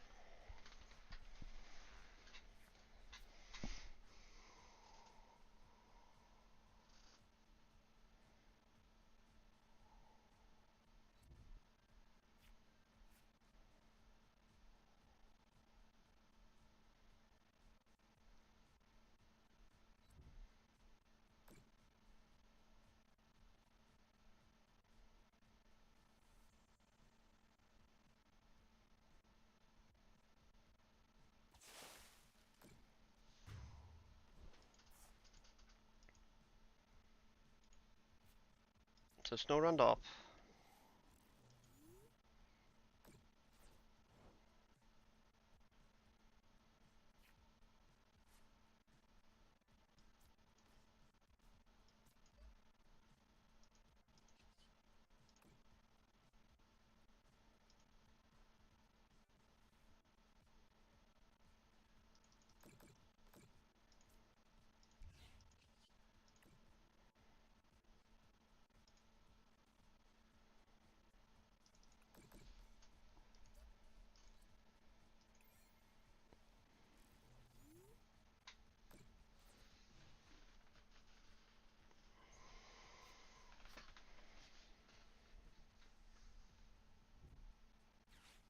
Oh, game.